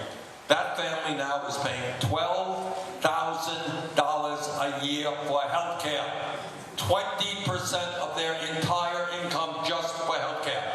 Last year, the healthcare industry made $100 billion in profit. Function of healthcare is to provide healthcare to all, not to make huge profits for the drug companies and the insurance companies. Thank you very much for your testimony. Thank you so much. This is the kind of detail that we've been asking of every candidate, so if you're thinking about that, and I do want to take one thing and say, you know, Senator Sanders, and this is not about an endorsement or anything, but it's about a truth. You know, I get so tired of people who want to scare folk raising this thing about socialism. Ronald Reagan called, when Medicare and Medicaid was about to be put in place, he described it as socialism. It's an argument that goes all the way back to the New Deal and people who did not want the New Deal, who did not want minimum wage. So let's stop playing the games and have serious policy conversation about how we get something done. And the Poor People's Campaign has said fundamentally, as we've told every candidate, our concern is how everybody not has access, but has health care, because I have access to a Rolls Royce if I go on a Rolls Royce parking lot, but I don't have a Rolls Royce. Just pick up on that. I mean, this is the point. It's not a question of health insurance. It's a question of being able to walk into a doctor's office. And if you have to go to a hospital, getting that care as well. And so I think this is a debate we have to have, particularly with so many people talking about faith. You know, as a Christian, I hear all these people talking about faith, but the guy I serve, he healed every leper and never charged him a copay. So I'm always confused about people who don't even want to have the conversation and think that ought not be just like poverty ought to be a centerpiece. And candidates are doing. Now, two things I want to ask you. I want to interrupt you for 1 second. All right. I know it's hard to interrupt this guy. I know. Well, I don't have my pulpit up here, so you can interrupt today. See, we have already, and I want you, this gets back to the very first point to make, what we discussed tonight. Just tonight, in this church, we have had more serious discussion about the issues, the impact of the American people, in the half hour we've been up here, than I have had in 10 debates. Nobody in the 10 debates, the best of my To the best of my memory, nobody asked me, Senator, what are you going to do as president to make sure that everybody has a living wage in this country? That question has never been asked me by the media. Nobody has ever asked me, what are you going to do to make sure that health care is a human right? That question has never been asked. But your point is right. When you have ordinary people coming up talking about the reality of their life, somehow the question is different than what media poses. Also, that means text MORAL, M-O-R-A-L, to 90975 if they connected with the Poor People's Campaign.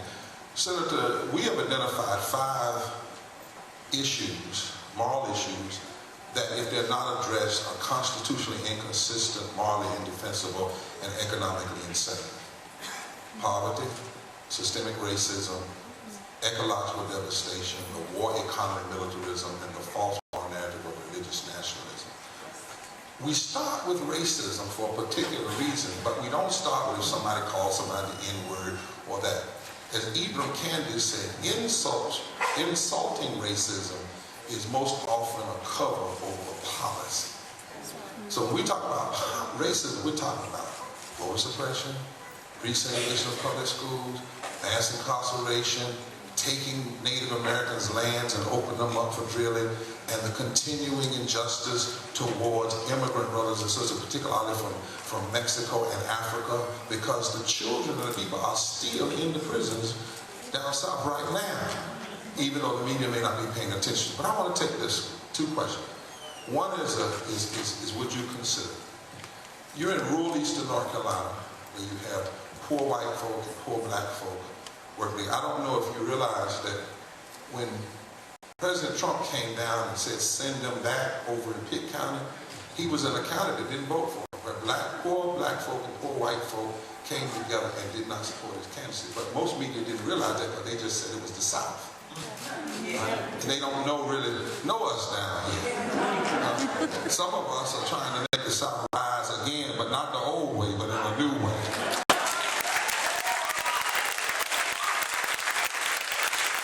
And that's why when they say, well, the senators is coming to a black church, I said, first of all, our church is brick, it has white inside and chandelier and blue collar. Yes, I am black, but I am Christian, and we have black and white and gay and straight. You are in one of the few congregations that's fully affirming in the South. We welcome all people of every race, creed, color, and sexuality. However, we know in this movement, we start with systemic racism because systemic racism in so many ways blocks us from getting to the policies that you're talking about. I want to show you some maps, and I want to ask after that, what are your, number 1, will you have your campaign experts produce a piece that shows if your policies are implemented, how it will close the wealth gap between black people and Latinos and whites, and secondly, how it will close the wealth gap for us country folk in rural America? That's the question. That's a yes or no. And then the second one is, let's look at these maps. Now, you're in the state that after Shelby and Section 5 was gutted, one of our legislators said, now that the headache has been removed, we can do what we want to. And they didn't engage just in disparate treatment. They did intentional racism. And I've challenged all of the candidates that have come through here. If you come through North Carolina and don't talk about systemic racism and voter suppression and racist gerrymandering, you haven't really come through North Carolina. That's not, because it's not just a black issue, it is issue. Now here are the maps. Here are all the states, long before Donald Trump, 2010, that have passed racist voter suppression law. We ought to have up there also Kentucky and Alaska. And since 2013, some of these have gotten exacerbated. Those states just in the South represent over 170 electoral votes and 26 members of the United States Senate and 31% of the House in just the 13 or 14 former Southern states. But here's the thing, sir, that we're trying to get people to see. Next slide. The same states that have the worst racist voter suppression are the poorest states. Not black poorest states, just poorest states. Next slide. Same states are the worst child poverty states. Next slide. Same states are the worst women in poverty states. The next one. The same states that refuse to pass a living wage and elect congresspeople and senators who won't support it come from the states that have the worst racist voter suppression. The same states that before we could even get to health care for everybody, the same states that wouldn't even support Medicaid expansion are the same states that through gerrymandering and racist voter suppression create what one judge has called unconstitutionally constituted legislatures and congressional delegations through surgical racism. Next one. So here's the question we have. If, in fact, the people who get elected through racist voter suppression, once they get elected, they use their power mostly to hurt poor white people in raw numbers, because there's 40 million more poor white people than there are poor black people in raw numbers. Now, in percentage, that's different. If that's the game they're playing, and Dr. King told us that would always be the game whenever black and white and brown people could come together, particularly in the South, and build political power. As president, we've asked every candidate, what is your plan to deal with systemic racism as it is played out through voter suppression and racialized gerrymandering? Because if we don't deal with that, we can't even obtain the power to deal with the other things. Well, thank you for the question. Thank you for articulating the crisis.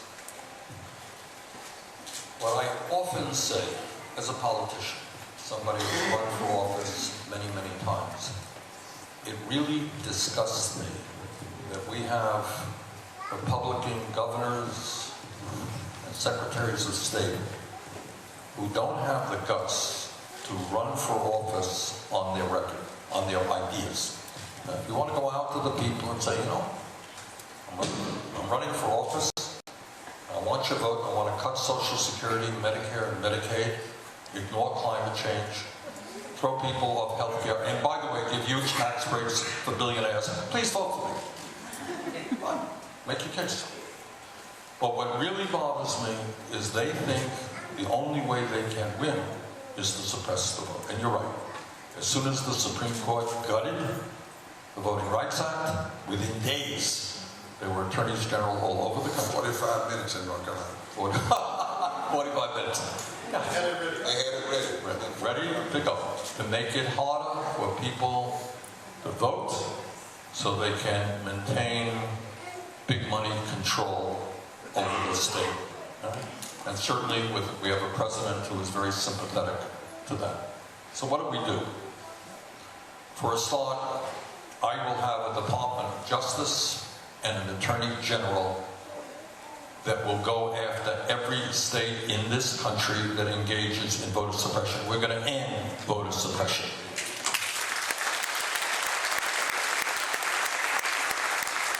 And there are a variety of ways to do it. But the bottom line is, if you are 18 years of age and a citizen of the United States of America, you have the right to vote. Okay? There are countries around the world where people are automatically registered. You don't have to fill out 12 forms. You don't have to wait on a line.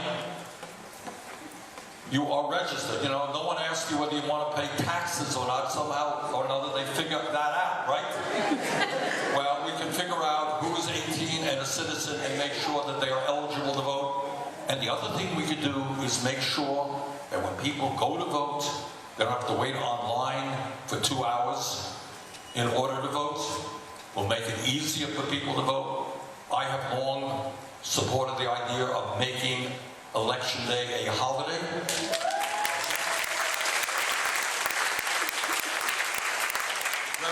As you know, we have one of the lowest voter turnout rates of any major country. There are countries where 70, 80% or more of the people vote. We're not anywhere near that. So we will take on this racist voter suppression. And by the way, in states like New Hampshire, it's not race. It's they don't want young people to vote. Right? But we will take on all obstacles that prevent people from voting. We will do everything everything that we can to encourage, to make it easier for people to vote. Again, I want to see this country have the highest voter turnout of any country on earth, not the lowest. Let me push on one thing on this.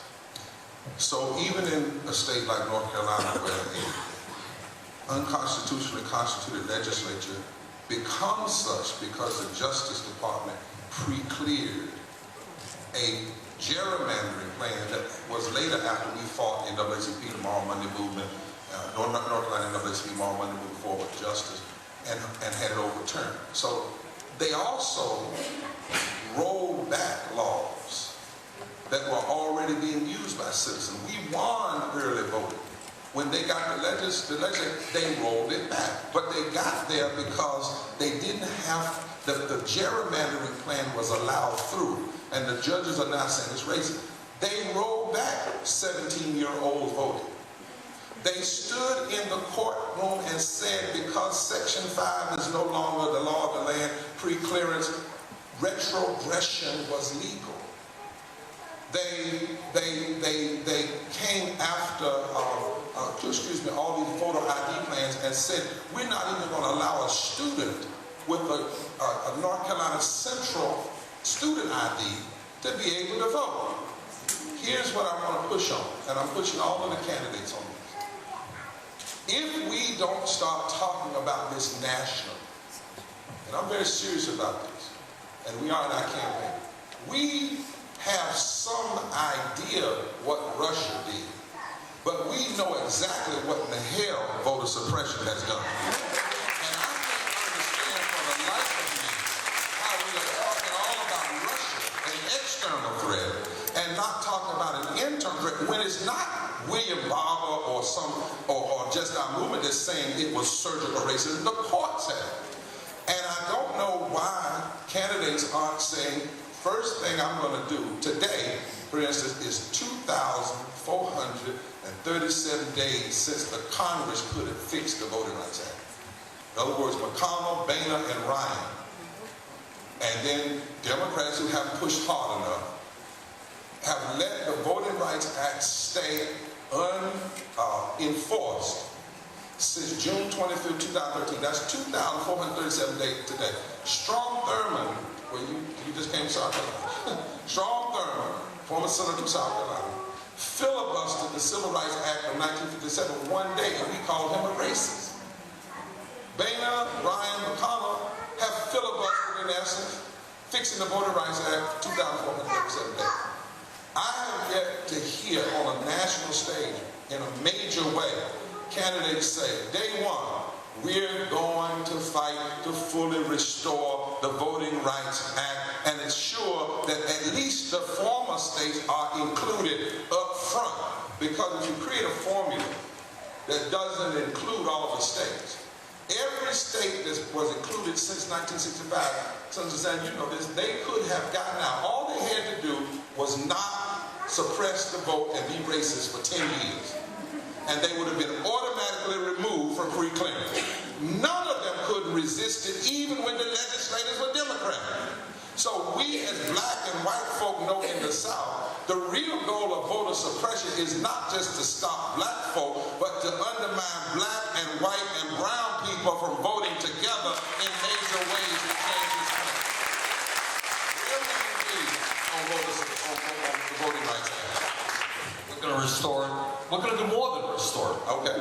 All right. As I said before, here is my goal. Let me lay it out.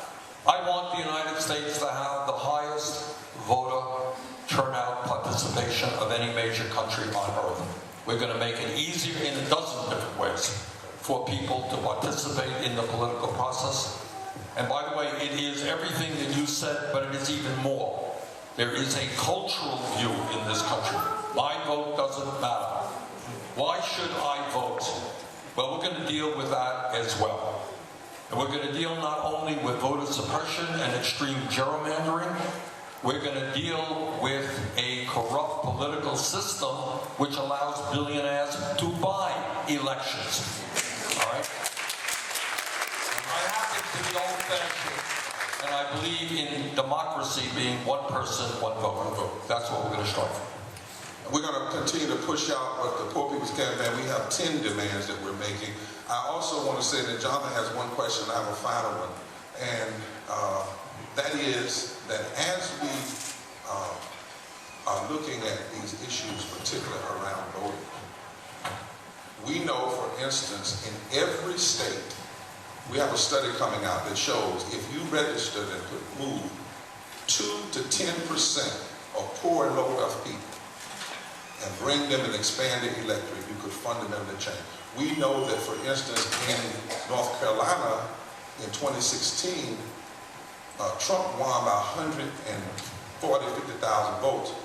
500,000 African Americans didn't vote, over a million white people, but we had 154 fewer voting sites because of voter suppression, even on college campuses, right? And we also know that the number of adult-age poor and low-wealth people far outdistance the margin of victory, but hardly anybody else. They're telling us, poor people are telling us, we don't hear our name, and therefore we can't trust that people, when they get in office, they can't say our name now. How can they include us in their policies then? And so that's how critical it is to move this along. Jonathan had one other question. Senator, thank you for taking this time with us here in Eastern North Carolina. So this power that's gained by subverting democracy is being used to target particular populations right now. Certainly immigrants is one. You, 2 years ago, visited in Durham at the church where I serve, Pastor Jose Chigas, who's been in sanctuary there. And he's one example of a family that has been separated, not just at the border, but all around this country by extreme ICE enforcement. That's immigration. Another way we see people being targeted is our friends down in Arizona, who are part of the Oak Flat campaign there, the Apache Nation, but they're trying to claim, they're reclaiming Oak Flat because the federal government has handed that land over to people who want to mine it for copper. So whether it's our native and indigenous sisters and brothers, our immigrant sisters and brothers, there are populations that are being targeted, and the federal government is directly involved in that. So as president, what would you do to intervene in these kinds of situations where people have been directly targeted? Well, as somebody who, for a variety of reasons, thinks that climate change is an existential threat, we are going to end all fossil fuel excavation on public lands in general. And as somebody who believes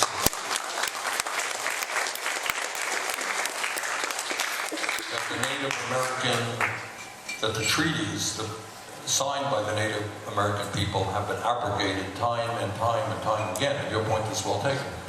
We're seeing large corporations come into Indian country, destroying the water, destroying their sacred burial ground in order to excavate. We will respect the treaty obligations of the United States government with regarding the Native American people. It's something I take very seriously. In terms of immigration, what Trump is trying to do, which is what demagogues always do, is trying to divide people up by the color of their skin, or maybe their religion, or the country of origin, or their sexual orientation, or whatever it may be. And what we will do is do exactly the opposite of what Trump is doing. We're going to bring people together. And in terms of immigration reform, this is what we're going to do. You mentioned these ICE raids that are terrorizing communities. We will end them. We're going to end the ICE raids. Number two, on day one, through executive order, we will restore the legal status of the 1.8 million young people and their parents eligible for the DACA program.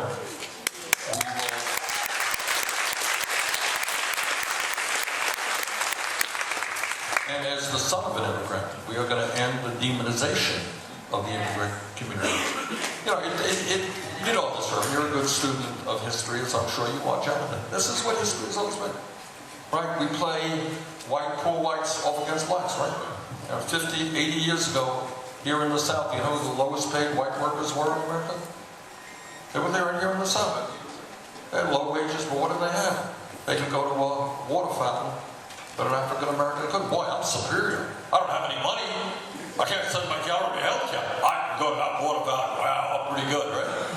That's the kind of games they play. Now what Trump is doing is saying, okay, we're going after the undocumented. Hey, we're supposed to hate the undocumented. And by the way, if I may say so, before he was president, Trump didn't quite hate the undocumented because he hired hundreds of them so that he could exploit them in his results. He wrote them down. And ultimately, what we have got to do is pass comprehensive immigration reform, which I think we can do. It's what the American people want, and a path toward citizenship for the undocumented. But most importantly, and I know this is what you preach here today, is that we have got to bring people together. We share a common humanity. You're black, you're white, you're Latino, you're Asian American, you're Native American, you're gay, you're straight, who cares? We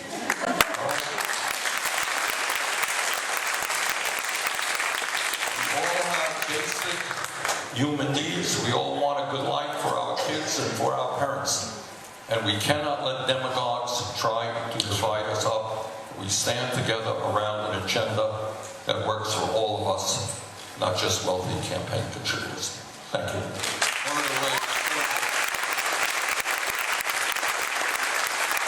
One of the things we believe in the Poor People's Campaign is that the 5 issues that can work like a magnet to bring people together are having grown-up conversations about systemic racism and policy addressing poverty, ecological devastation, this war economy, and this false moral narrative of religious nationalism that says all God is concerned about the public square is a woman's right to choose, is prayer in the schools, is tax cuts and guns, and not the poor and the least of these. We believe the rejected are going to have to lead the revival. And I would just say it like this.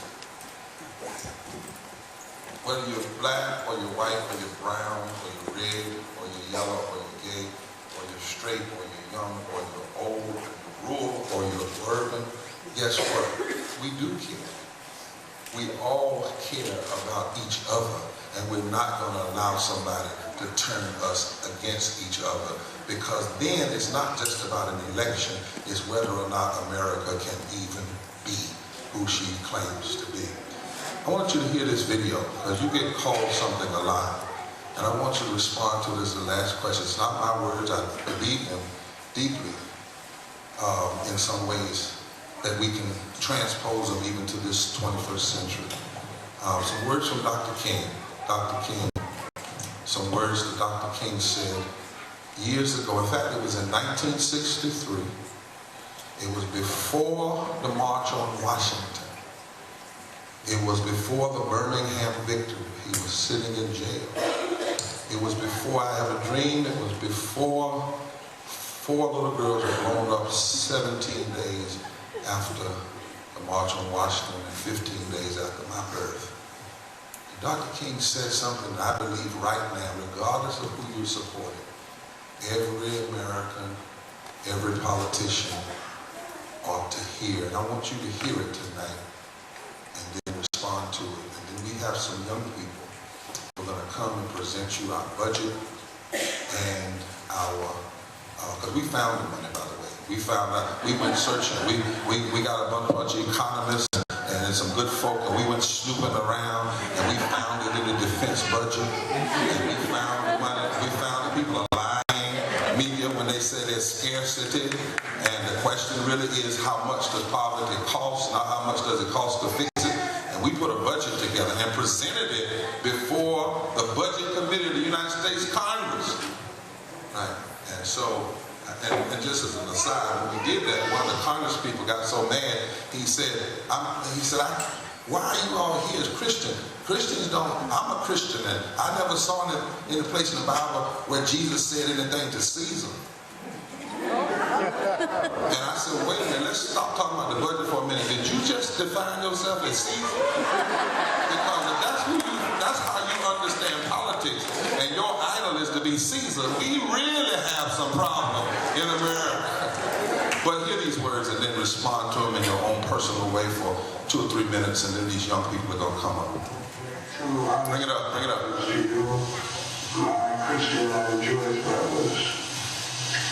First, I must confess that over the past few years, I have been gravely disappointed with the white moderate. I have almost reached the regrettable conclusion that the Negro's great stumbling block in his stride toward freedom is not the white citizens' counselor, the Ku Klux Klaner, but the white moderate, who is more devoted to order than to justice, who prefers a negative peace, which is the absence of tension, to a positive peace, which is the presence of justice, who constantly says, I agree with you on the goal you seek, but I cannot agree with your methods of direct action, who paternalistically believes he can set the timetable for another man's freedom.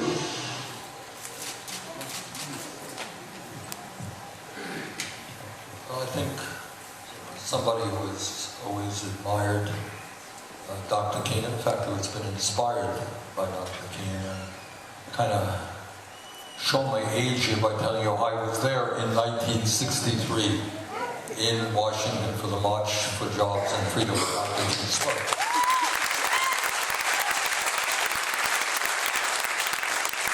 Yeah, but I apologize for age. What you do with your age is not how old you are. So, but his point is, it's well taken. What we have got to do is not apologize for the speed in which we want to transform this country. This is the wealthiest country in the history of the world. There is no excuse for so many of our black and brown and white brothers and sisters to be living in poverty. There is no moral explanation for why 87 million of us are uninsured or underinsured, why schools all over this country are providing inadequate education to low-income kids. And when we talk about urgency, what the scientists tell us, there is no moderate approach to climate change. That we must be extraordinarily bold if we want to make sure that the planet we leave our kids and grandchildren, I have 7 grandchildren, and future generations, is a planet that is habitable and healthy. So I think we speak to the urgency of the moment, the pain that is out there, not only in our country, but around the world, and the fervent hope that the United States of America can once again be a moral leader for justice in our own country and a forthright leader for democracy and justice all over the world. That's the challenge that we face, and that is why I'm running for president.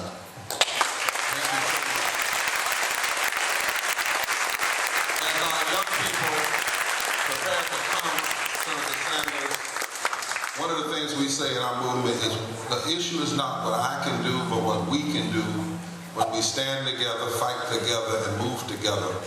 And another thing we quoted from William Lloyd Garrison, when Garrison said, tell a woman, he was an abolitionist, he said, tell a woman in a burning house to be moderate. But when it comes to justice, I will not be moderate, and I will be heard. And then Frederick Douglass said, after the Dred Scott decision, when people said everything is over, he said, no, maybe this is just one chain, one link in the chain to the downfall of the whole system. Therefore, we must embolden and intensify our agitation. I want these young folk who are part of the campaign to come and present you a copy of The Souls of Poor Folk. We have our stuff footnoted because we think the worst thing you do is be loud and wrong. And so we have footnotes when we say 140 million, and we have this budget, this moral budget. We don't endorse, but we will be looking at ideas. We will be looking at every candidate that's running based on where they stand on this budget and this agenda, because poor and low-wealth people are very smart. We know who to vote for by looking at who stands for the issues we care about. And if we can't be moderate as the climate is burning up, we can't be moderate as people's lives are being broken up. We have to stand for this. At this time, I need you all pretty reasons not to stay seated. We're going to put a video up called with the demands for people's campaign. Please do not move. They're not going to let out the door. Even over on the other side, please do not move over rebuilding broken places. Reverend Holmes, take this mic from me. He will have the final word for the evening and close us in church order. Amen. Amen. Choir will sing and you are departed. Bring that video up. The man.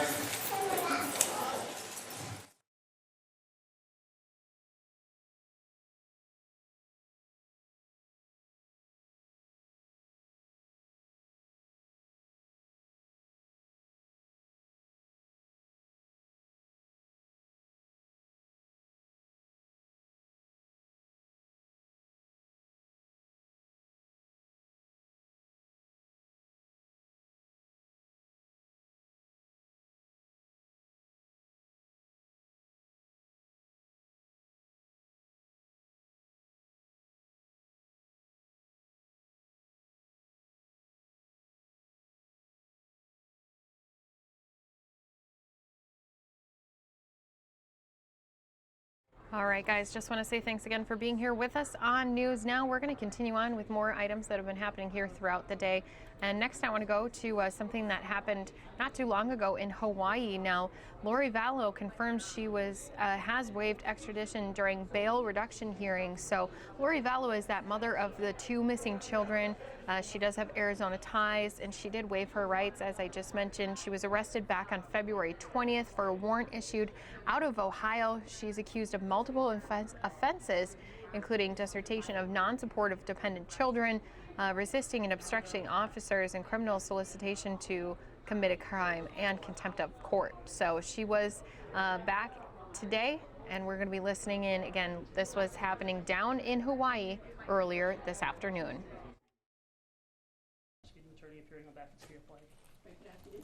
Good afternoon, Your Honor. Craig DeCosta on behalf of Lori Daigle, who is present in the courtroom. Great, afternoon. Counsel ready to proceed with the matters? Yes, Your Honor. All right, before we do that, let me just state on the record that there have been additional applications by the media for extended coverage. The court has granted all of the applications, and I just want to note on the record, this includes NBC Network News, A&E Networks, KLI TV 2 News, KHON News, and the Garden Island Newspaper.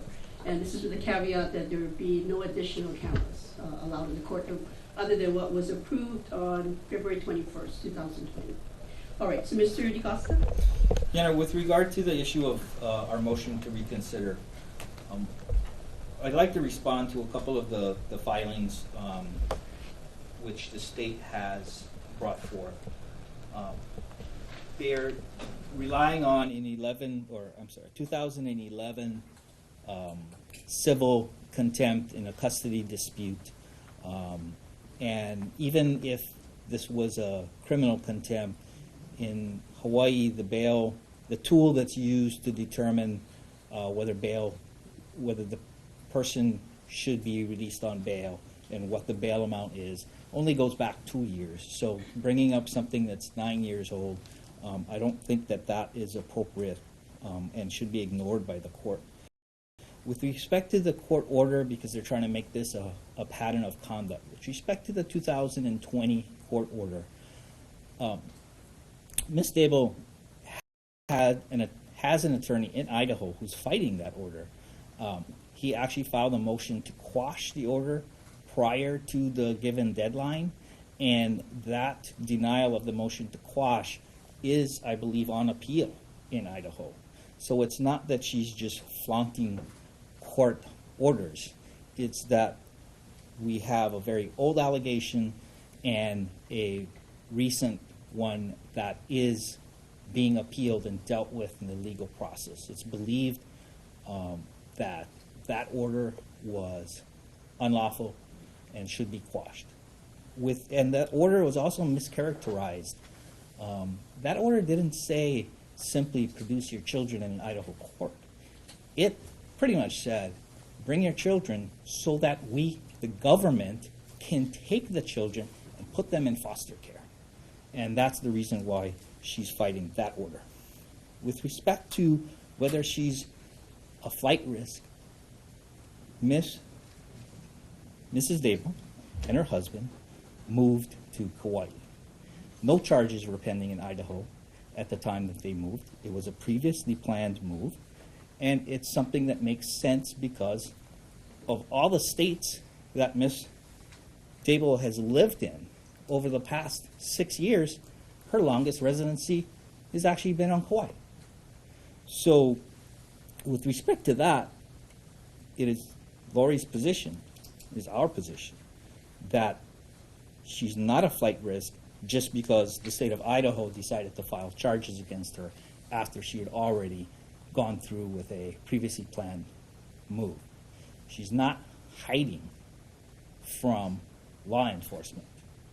She's been under surveillance by law enforcement for weeks prior to her arrest. She didn't try to leave the state of Hawaii. She hired an attorney here, myself, who communicated with the police and said, if you get a warrant, let me know, I'll surrender her. What we're here for today is to ask this court to treat Lori the same as anyone else that comes before this court facing Class B felonies, and set reasonable bail as required by the State of Hawaii Constitution, the United States Constitution. Ignore the publicity, ignore the hype, the sensationalization of this case, and set bail the way this court would any other individual under these circumstances. And as I stated in my pleadings, 23 plus years, I have never seen a Class B felony case where bail was set at over $1 million, especially with someone who does have ties to Kauai. Her husband lives here. She has established residence here in the past, and she's more than willing, if bail is reduced to a reasonable amount, to actually pay for herself to go back to Idaho and face those charges and defend against those charges. Thank you. Mr. DeCosta, I believe that you and Mr. Kohler take different positions in terms of the statutory provisions that are applicable here in setting of bail, correct? You rely on 832-16. Correct. And she was arrested without a local warrant, and so 832-16 does apply. She's not facing life imprisonment or death penalty. Therefore, bail shall be set by this court, not an Idaho court. You would agree that that statutory provision leaves into the discretion of the court to set bail? It is within the discretion of the court as long as the court follows Ms. Dable's constitutional rights and sets it at a reasonable amount. And in this case, my argument is that even given all of the arguments made by the state, that $5 million is not reasonable.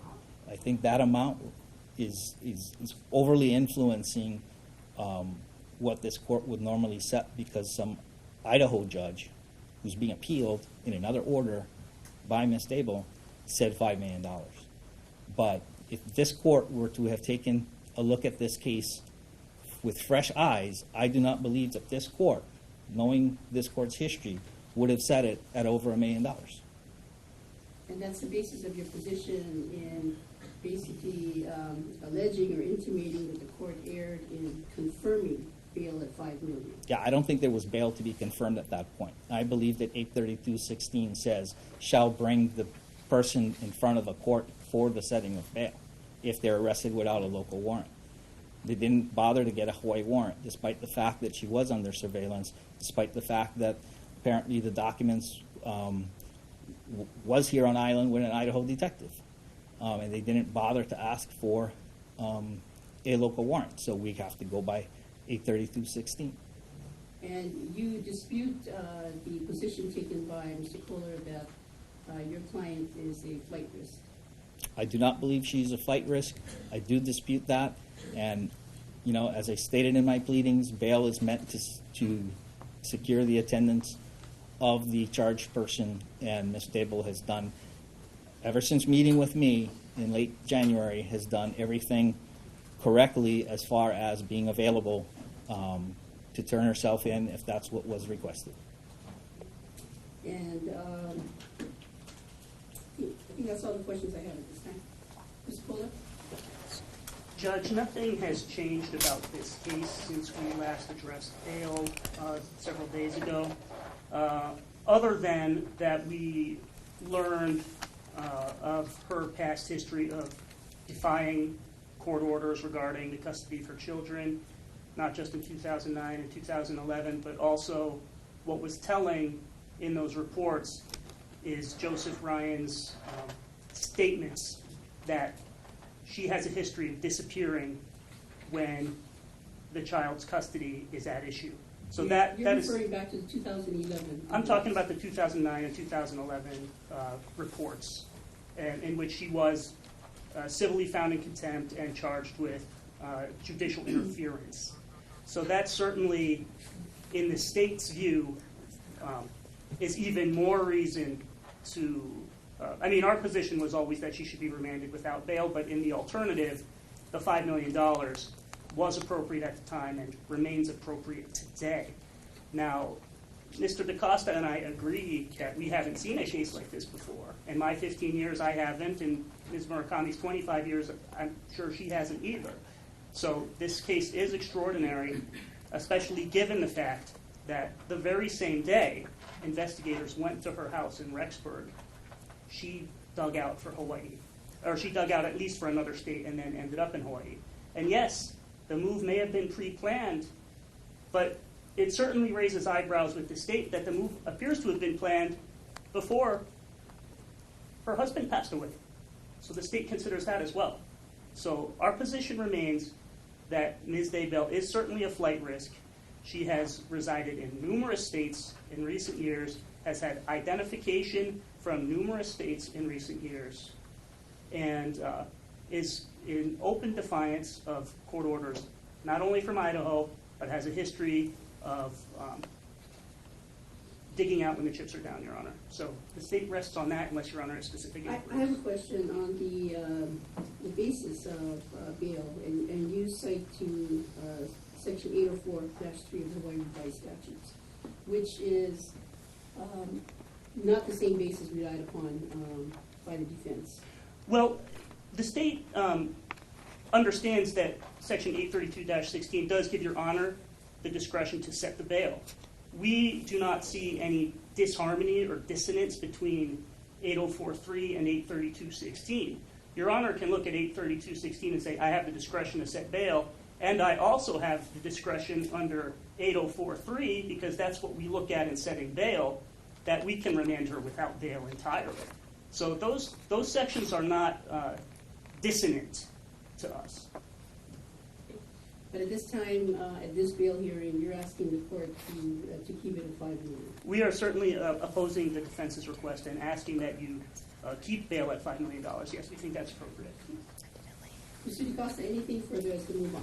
Yes, Your Honor. With regard to the 9-year-old civil contempt, she was, I believe, she went to trial on whether she would be found guilty on criminal contempt. Was not convicted.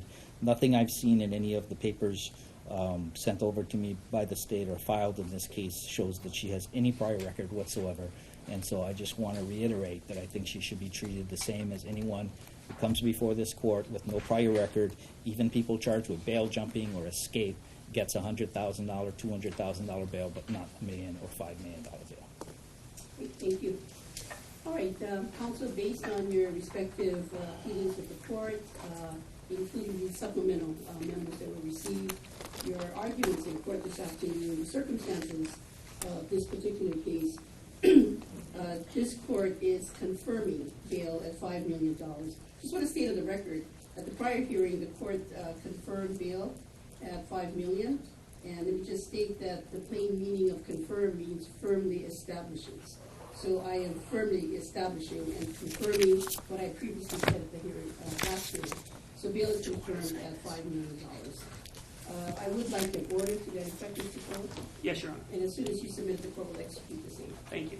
Anything further? Yes, Your Honor. Yes. At this time, we would, Mr. Dable has executed a waiver of extradition.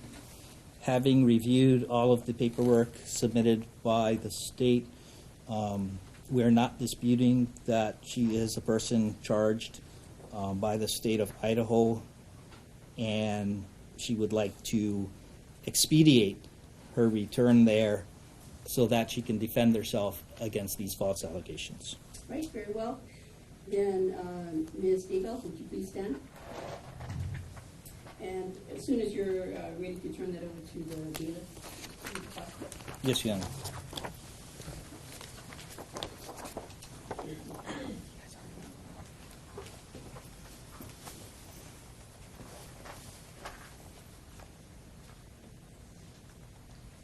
Counsel, would you?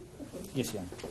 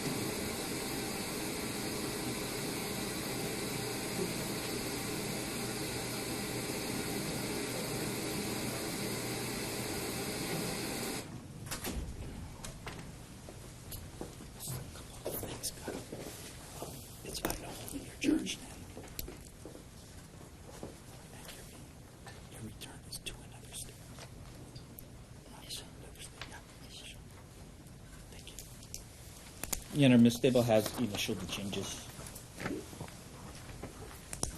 Thank you.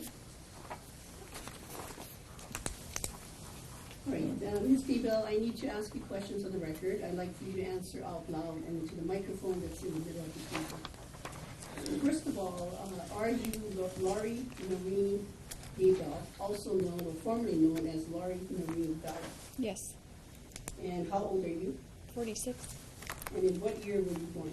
1973. And what's the last grade of school that you completed? 12. And for the record, you can read and write English. Correct. Is your mind clear this afternoon? Yes. Are you under the influence of any alcohol or drugs? No. Are you being treated for any mental illness or emotional disability? No. Now, the court has received from your attorney a document entitled Waiver of Extradition. Can you confirm that this is your signature on page 2 of the document? Yes. And you signed it, excuse me, this afternoon, February 26, 2020? Yes. Did you sign this in front of your attorney? Yes. And did you carefully go over both pages, and including the signature page on page 3, with your attorney before you signed it? Yes. And do you understand what you signed? Yes. All right. Do you have any questions for the court as to the effect of signing a waiver of extradition? No. And as the court asked you at the last hearing, you understand full well that you have the right to be represented by an attorney at all times. Yes.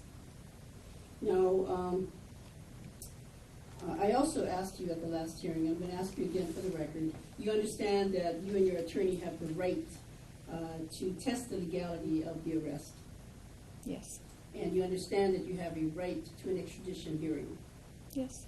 And you understand that the court expedited the last hearing and set an extradition hearing at your attorney's request. At that time, it's Mr. Hempe, you have Mr. Acosta today. We set an extradition hearing for Monday, March 2nd, 2020 at 9 a.m. Correct. And you understand that you have the right to a hearing to determine whether you are in fact the person that the state of Idaho is seeking in return. And you understand that by signing this waiver of extradition, you are giving up your right to the hearing that this court set for Monday, March 2nd at 9 a.m. Yes. And you, by signing this waiver of extradition, you are basically telling the court that you will go voluntarily and willingly with an agent that is sent from the state of Idaho back to the state of Idaho. Back to the state of Idaho. Yes. And you understand that traveling back to Idaho, this waiver of extradition would also cover any other states that you may pass through. Yes. All right. Any questions before the court makes its finding? No. And counsel, was there anything further that the court needs to address in its colloquy? Your Honor, may we approach about the form? Yes.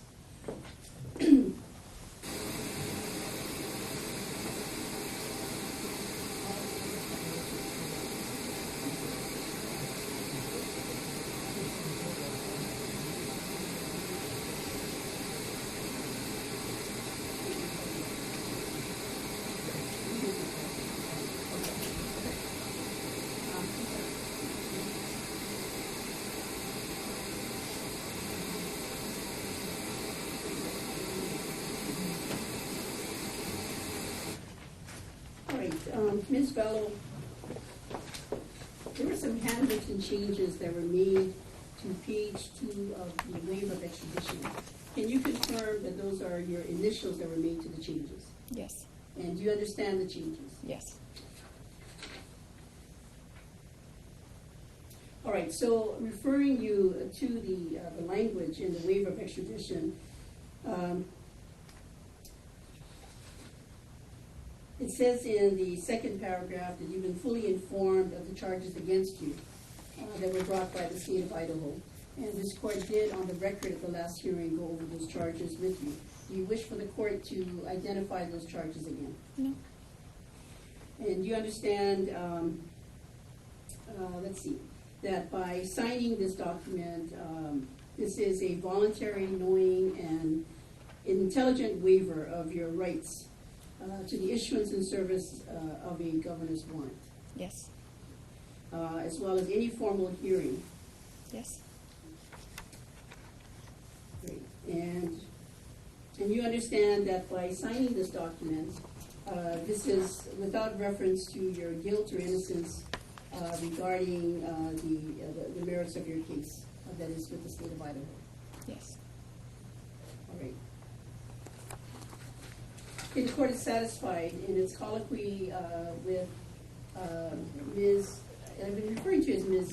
Vallow, Ms. Daybell, also known as Ms. Vallow, that she is intelligently, voluntarily, and knowingly executing this waiver of extradition. The court is satisfied that with the services of her attorney, she understands the consequences of doing so.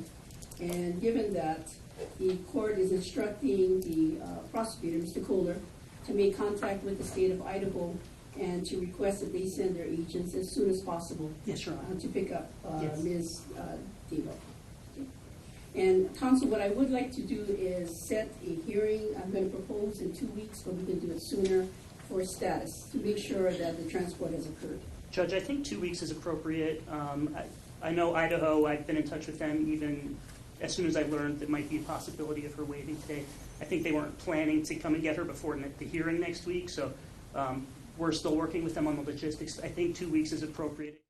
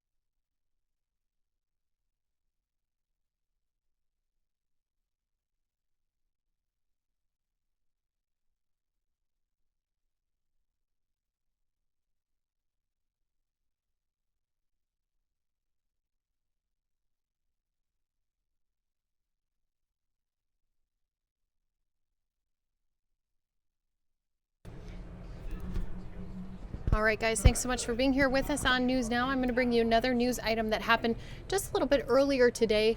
House GOP, that's the Republican Party, spoke after a closed caucus meeting. We're going to be listening into them, not live, but we're going to be listening in what they had to say earlier this morning right here on News Now.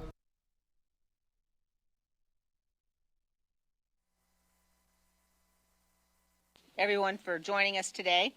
A couple of issues that we want to address. First of all, on coronavirus. Every day we're learning more about the threat that this virus poses. It's very important for everyone to understand that we are united. This is not a partisan issue. We believe, the House Republicans certainly, that we have a duty to make sure that the nation is prepared. Our nation has more resources than any other nation in the world to be able to address whatever threat coronavirus poses.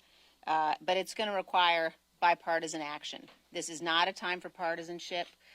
Pathogens do not respect party lines, and it's very important for all of us to come together and to work together to make sure that we're prepared. I think we have a duty to do that. It's a patriotic duty. We do have the very best infrastructure in the nation. We have in the world. We have the very best ability to innovate, the very best ability to develop whatever responses are necessary, but it's got to happen on a bipartisan basis. And I think it's absolutely clear as House Republicans that we are going to be prepared to stand behind and support whatever resources are necessary for this, to work closely with the president, to work across the aisle with our Democratic colleagues, and we would urge our Democratic colleagues to do the same.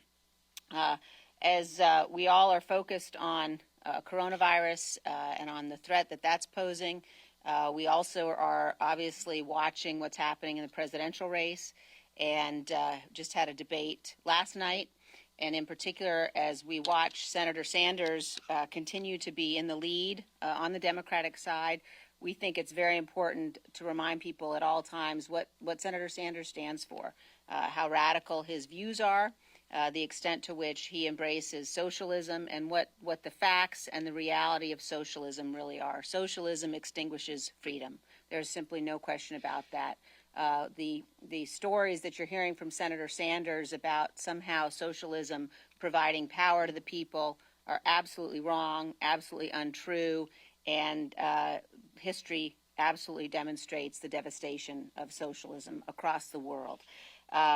There's nobody who understands this more than people whose families came to the United States from Cuba in particular. And in contrast to Senator Sanders, who seems to be a real fan of Fidel Castro, we're very pleased to have with us today Congressman Mario Diaz-Balart, who's going to talk a little bit about the reality of what life was like in Cuba, continues to be like today, and the reality compared to what Senator Sanders has been saying about socialism. So with that, I'll turn things over to Congressman Diaz-Balart. Thank you, Madam Chairwoman. Good afternoon. As Liz says, if anybody wants to know the devastation of socialism and the tyranny that often is accompanied by socialism, I invite you to come and speak to some of my constituents, including the thousands of former political prisoners, and the relatives, by the way, of current political prisoners who are languishing in Cuba's prisons just because they've had the courage to speak for freedom or speak out against the regime. Now, you know, this is not new, what Senator Sanders said the other day. It's been kind of like the calling card from the progressive movement in the United States for a long, long time. But I remind the Senator and the progressive movement that the Castro regime is a threat, not only, by the way, to the national security of the United States, but also to all of the democracies in this hemisphere.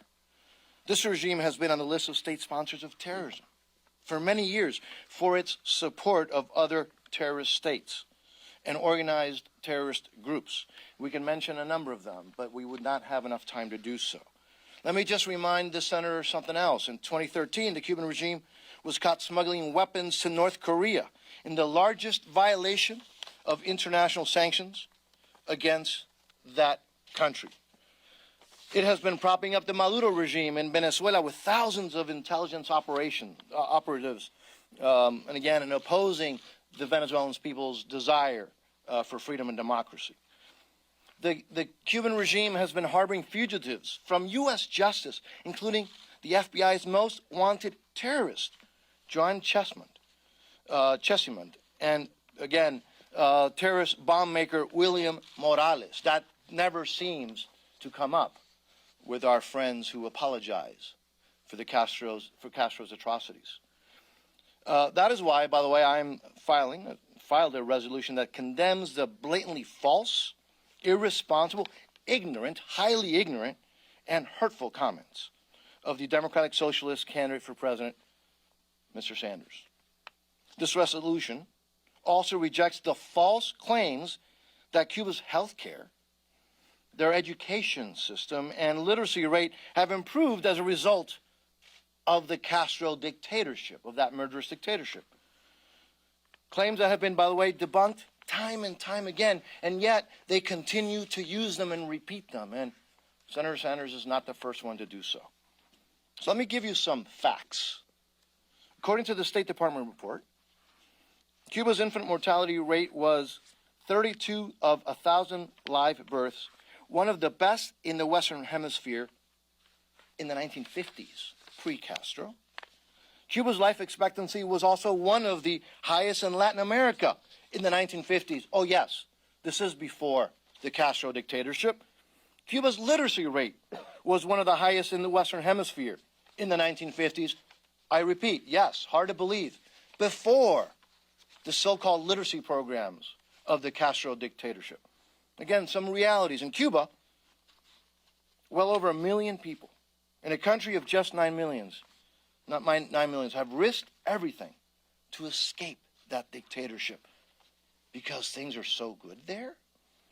Many, by the way, have perished on makeshift rafts and as they place themselves and their family members and their children at risk just to try to reach freedom in the United States. Why? Because things were so good in the islands? Why would they do this if things were good? Why would they do this if Castro wasn't that bad and had done so many good things?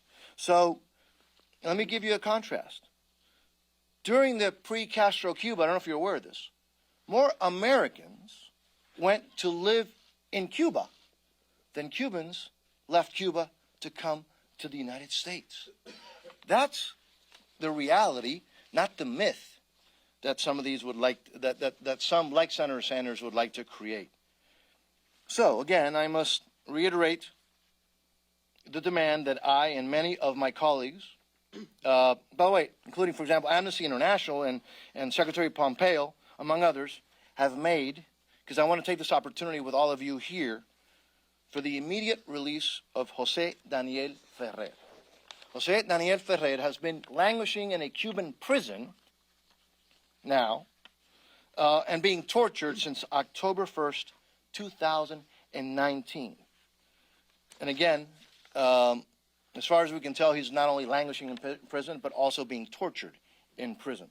He's a renowned independent journalist, just like all of you, a journalist and leader of the human rights organization UNPACU. He, along with all of Cuba's political prisoners, have to be released.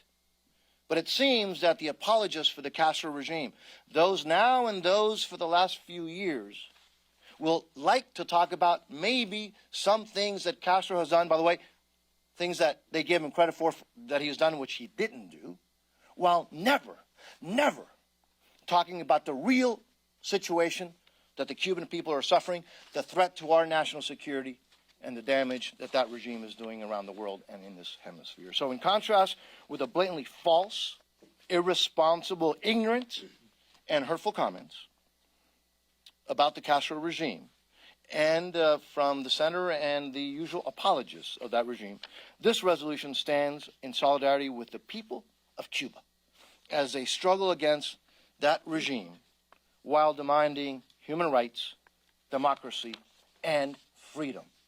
The reality is that that regime is and has always been a threat to the U.S. national security and a threat to the well-being of the Cuban people that has never changed.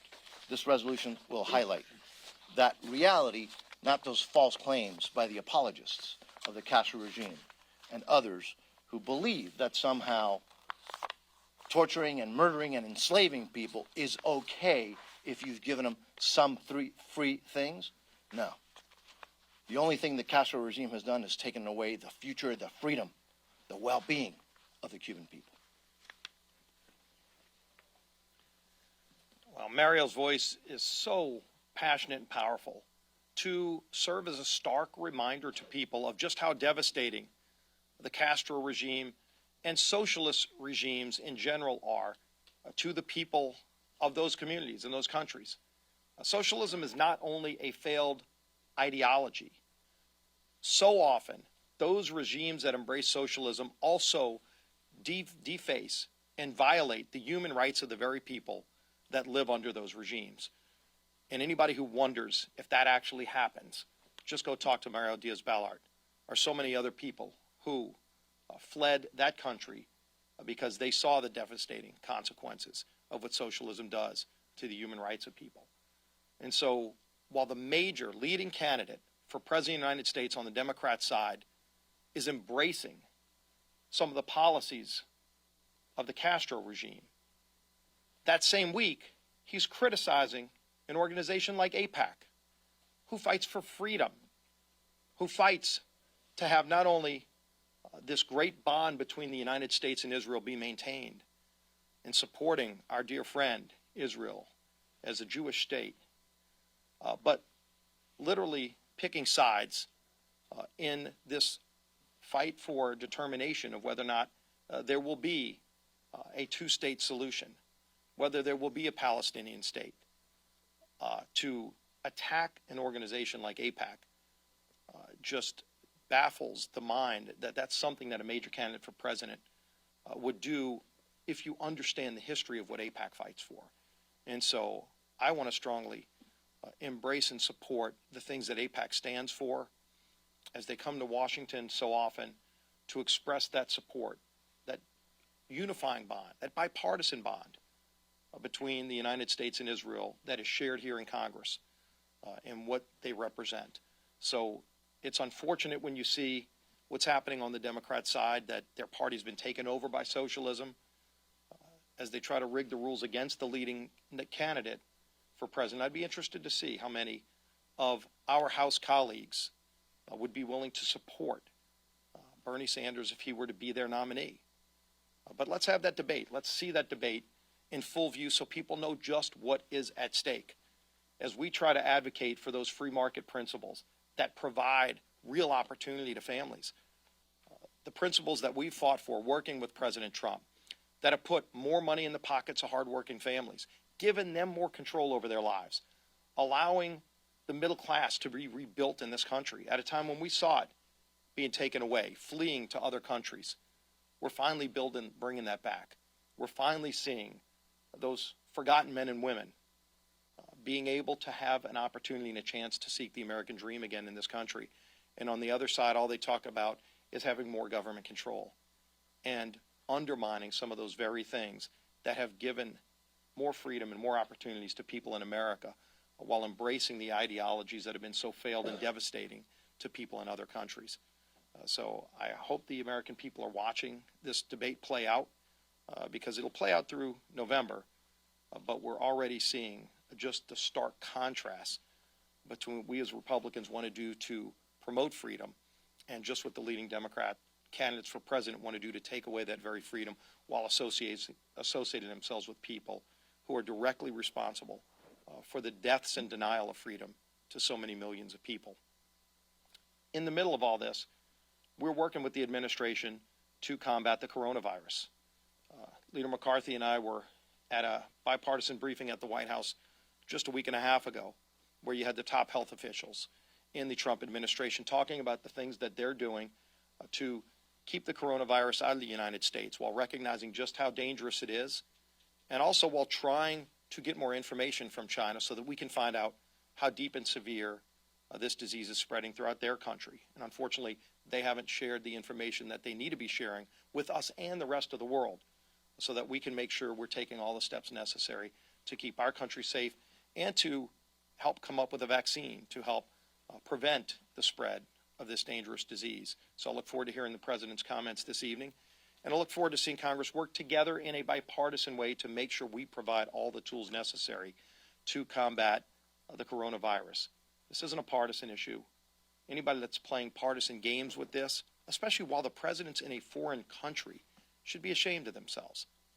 That's not how we conduct business. That's not how we solve problems. We work together, like we've done when we were in the majority with President Obama, to make sure whether it was Ebola or any other disease that we were working with the President to combat it, not to try to find a way to divide the country, but by finding a way to work together. And finally, there's a debate going on today and over the next few days and weeks to determine what is the next step in making sure that the FISA courts work properly to keep America safe. The FISA court has been an important tool in America's national safety, but we saw that the FISA court was abused. Clearly in the 2016 elections, there were some people in our intelligence agencies who abused the FISA court to carry out their own political agenda. That should never happen in the United States of America. The people who did it ought to be held accountable. The Horowitz report identified some of those problems. I hope that the Durham report actually names names so that the Attorney General can hold those people accountable who abuse their positions of authority to try to change the outcome of a presidential election. And so as they're moving this through, it should not be done in a partisan way, which unfortunately Chairman Nadler is carrying out. When members on our side, from Ranking Member Collins and Jordan on down, have proposed good reforms that should be bipartisan, that not only make sure it doesn't happen again, but put real criminal penalties in place so that if somebody does violate the law, they're fully held accountable. That's something that needs to happen, and I hope does happen through this process. Unfortunately, it's not happening in Chairman Nadler's committee yet, but I think he, as well as others, will recognize this is something that we need to come together on and work and address. No president or candidate for president ought to have federal agencies working against them in an election. Our elections ought to be free and fair and decided by the American people, not by bureaucrats in Washington abusing their power to try to determine the outcome of an election, or foreign countries. And clearly we're working to make sure that foreign interference is not allowed to happen either. I'm glad President Trump is taking it much more serious in 2020 than the previous president did in 2016 when the Russians did try to interfere in our election process. With that, our leader, Kevin McCarthy. Thank you, Steve. Thank you, Liz. Thank you, Mario. I want to start off first by echoing a colleague of mine, Tom Cole. From earlier this morning, for years, Congress has been preparing to reinforce our infectious disease readiness. You know, from the last 5 years, 4 of those we were in the majority. We have increased NIH funding by almost 40%, averaging almost $2 billion a year preparing for what we see today with the coronavirus. We created the Infectious Disease Rapid Response Fund as well. It was an idea by Tom Cole. It took us 2 years, but we were able to build it. We want to be prepared, having learned from Ebola and others, when it comes to the future of where we're directing. I do want to thank the President and give him credit in his administration, having leaned in from day one, taking preemptive and decisive measures, including travel restriction and aggressive quarantines. This is something some people would criticize from the beginning.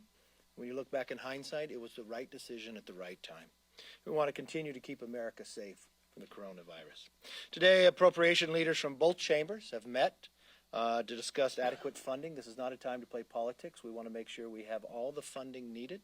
We want to make sure the money is going, and we also want to make sure there's accountability for that. I have great confidence in Kay Granger and her leadership in working through this, and we want to make sure it comes through as quickly as possible, the supplemental to the floor. Despite what Chuck Schumer wants to play politics this time with other press releases, that's not the time to do it. It's now time to put the American public first. I want to thank Mario for his comments and for coming today and for his resolution that will be on the floor. No one knows firsthand more than Mario and his family of what socialism will do.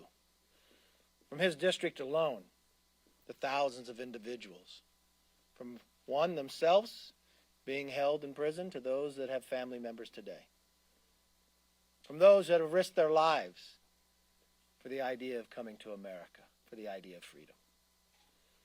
To have the lead candidate for the Democrat, Bernie Sanders, credit Fidel Castro was appalling. Today, those in the House will have an opportunity to vote when it comes to a PQ of where they really want to stand. Do they stand with Bernie, or do they stand for freedom? For those who believe that maybe Bernie Sanders just misspoke when he said truth is truth, all right. Only this time he went one step further. He praised the Communist Party of China, and he claims raising people out of poverty. This is the same government that if you disagree, you get put in prison. This is the same government that if you want to buy an airline ticket or a train ticket, you first have to check your social score. What's most interesting when you listen to that debate last night, it wasn't just Bernie that had different ideas. Another leading candidate on the Democratic side is one who has set the record for the most money spent on television, and he hasn't even had one vote yet for anyone who ran for president. But I believe he thinks he can buy the presidency, because when you listened to him last night, he apparently bought this house. He wanted praise because he says 21 of the individuals that gave Nancy Pelosi the speakership, he bought those seats. It'd be interesting to know if any of those 21 have endorsed him, to know how far his money went. I don't think Americans want a president to buy the seat, and I don't think America wants somebody to buy a house. Maybe that's why this House has not worked so well. Maybe that's why they spent their entire majority of just investigating. Is that what Bloomberg bought? Interesting question. But only those of those 21 that he bought, I guess, could answer that question. I wonder how many of those 21 voted for impeachment. Don't know. Question, how much did he spend? 110 million he bragged about. He said he bought those, and he worked with Nancy Pelosi to make her speaker. With that, open up for questions. Yes, sir. You've talked extensively at this press conference, other press conferences, about Sanders' record. Obviously, in 2016, Democrats made a point about President Trump's record, Access Hollywood. Republicans did the same thing. It worked out pretty well for him. Why do you think that this works in this sense, attacking Senator Sanders and the things he purports to be for, and why do you think that would be successful in contrast to what happened in 2016 with President Trump? I never heard President Trump say he praised the socialist form of government. But there were some pretty, dicey things about his record, and that worked out well for Republicans in 2016. I never heard President Trump say he wanted America to become a socialist country. I never heard President Trump praise Fidel Castro or a regime that people would risk their lives to escape. I never heard that President Trump honeymooned in the Soviet Union. So I'm not sure that will work well, but if the Democratic Party believes that will, he's the leading candidate, and I think we can have the American public make that decision. At the end of the day, I think President Trump will be reelected and by a higher margin. Why? Not because of Bernie Sanders, not because of Bernie Sanders' socialist beliefs, but because of the record of President Trump.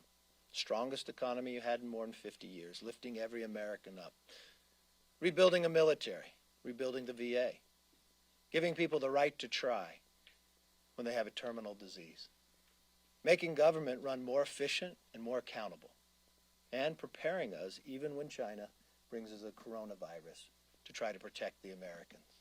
I think there are so many reasons why President Trump will be reelected, and I think when you sit down to it, Bloomberg may want to try to buy another term for Speaker Pelosi, but I don't think the American public will believe in that as well. Yes, sir. What do you want specifically in the coronavirus package? How much money and what does Congress need to do specifically? Well, a supplemental was put up, and the way most all supplementals work, we put together the Appropriations Committee, sit down with NIH, CDC, see what we need right now. We want to make sure from a testing kit, the resources there to supply and our need of where to go. We have resources prior, but when a supplemental comes, walking all the way through, talking to the experts, as Steve mentioned, we've been at the White House numerous times. It wasn't just even bipartisan, it was bicameral. in those meetings. This is not a time to play politics. Just as you watched, if you would take anything that we had said during the Ebola crisis when we had a different administration, being able to work together to keep America safe, I think that will be fundamental for us. How much money do you anticipate? Well, that's why the Appropriations Committee met together. We want to make sure there is enough money. We could always come back. I think $2 billion is a little low on the side. I think we're probably looking at $4 billion in this process. Having spoken to Democrat House members from Appropriations, that's what they were looking. Having spoken to Tom Cole and Roy Blunt have been the leader in rebuilding the CDC and NIH. If there's any people that deserve credit, when you talk to Tom Cole, working 2.5 years to get an infectious disease rapid response fund, something other people didn't think about, but thinking about this day coming. Are we prepared? And having that fund build and averaging more than $2 billion a year and building up for that. My greater concern is, what if H.R. 3 from the Democrats became law? Wiping out the cures of the future when we see as the world continues to change that we are going to need new cures. We're going to need a vaccine. Do we have all the science behind what we need to get that vaccine? We have a number of pharmaceutical companies over in China today supplying them the best way to treat. How do we speed this process up? The lack of accountability from China harms the entire world. And I think America has been leading in this charge, and we want to make sure we can continue to do it, because this is something not created here, but can still come here. Yes. Do you think there needs to be a czar that you I think Secretary Azar has been acting in that way, and just his background and others, I think he's done a good job at that. I want to make sure everybody is working together. Currently where we are, I think, works well. What happens in these situations, a lot has to happen on the state level. So governors need to be engaged in a greater level. They need to engage with us. The federal government can provide resources, but a lot of those actions will be provided in the state. I'm, being from California, have a great concern. The amount of homeless that we have in California is very concerning to me on so many different levels. But with the fear of coronavirus coming, and you know where coronavirus started in the east, but where you pretty much travel to a lot is into California. If it was to get into the homeless population, how do you quarantine inside a homeless population and with the health care itself? What is Governor Gavin Newsom doing at this moment in time? What if this came into a college when you have a campus, when you room within dorms and others? These are the preparations that I believe we need to be working on as well. But that's why you have to engage the governors. And the secretary, having been in the healthcare industry, having worked as the Secretary of Health and Human Services, understands government as well. So it's not just plopping somebody in. They've got to have an understanding of government and also from the medical community as well. And Azar is really at the right person at the right time. Yes, sir. Markets and the public are looking very close to this coronavirus. Bottom line, what's your message as far as how serious this coming threat is and the ability of the U.S. government to contain it? Is this very serious? Is it not? What level are we looking at here? This is a serious situation, and that's why this administration has taken it that way. When the president went out on that weekend and stopped any flights coming in, he also led the world where others would follow him to try to contain it just as Importantly, the challenge here is the lack of accountability coming from China. Our scientists from the very beginning have been communicating, but they have not been as open. We've now found that it started in November. Maybe if they had told us then, we could have been doing something much better about it now. If they had allowed our scientists in sooner, maybe we could have been able to deal with even on a different level. But the movement of it and being so contagious means that it can move at a rapid speed. The mortality level is at a lower level, higher than a flu. But from a pandemic situation, once it gets in, how do you control it from growing? That's the preparation that we've been doing now. That's the preparation that this president had done before, trying to contain it to China. Unfortunately, has Iran been open? And how big is it within Iran? Italy has been open with their discussions. I think this is a moment in time where the world works together. America has been a leader in so much of this. That's why I'm proud of the fact in our majority of what we did to increase the funding in NIH and CDC, forward-looking to this day coming. We have some tremendous experts in there. And really, if the other countries would unshackle what's holding them back from allowing our experts to help, I think the world would be safer sooner. Yes? You're a leader in the getting of aid, and I'm just wondering if you think that the president is being invaded by Russia as re-election effort? No, he's not. Yes. The Born Alive Protection Act was recently defeated yesterday. Unfortunately, yes. Do you believe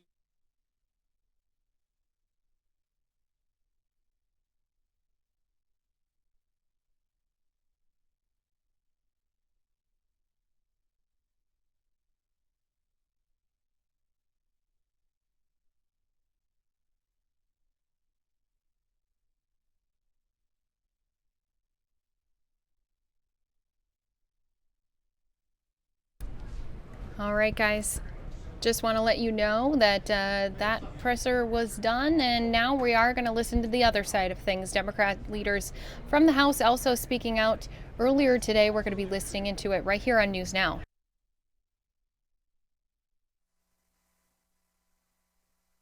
From momentarily, we heard from the little lobbyists on the importance of the continued fight to protect health care for everyday Americans. Our fight to protect people with pre-existing conditions, to lower health care costs, to increase access for every single American to high-quality, affordable health care is not a paper fight. It is a fight with real life consequences.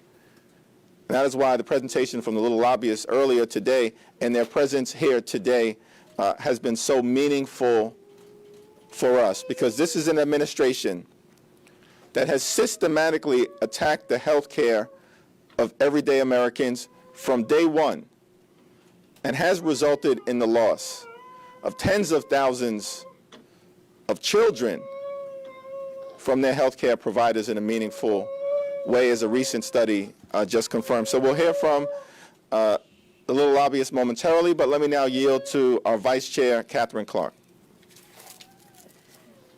Thank you so much, Hakeem. And I just want to underscore that what we heard from the President in the State of the Union was that he was going to protect pre-existing conditions. Pre-existing conditions are exactly what the little lobbyists have and why they are here with their moms fighting for the ACA, fighting for health care for everyone. You cannot say you are protecting people with pre-existing conditions and be in federal court trying to undo the ACA. Those two things do not work together. In addition, we have seen in the Trump administration budget a $900 billion cut to Medicaid, $500 billion to Medicare, and billions from Social Security. And in the face of the coronavirus, $700 million cut to the CDC.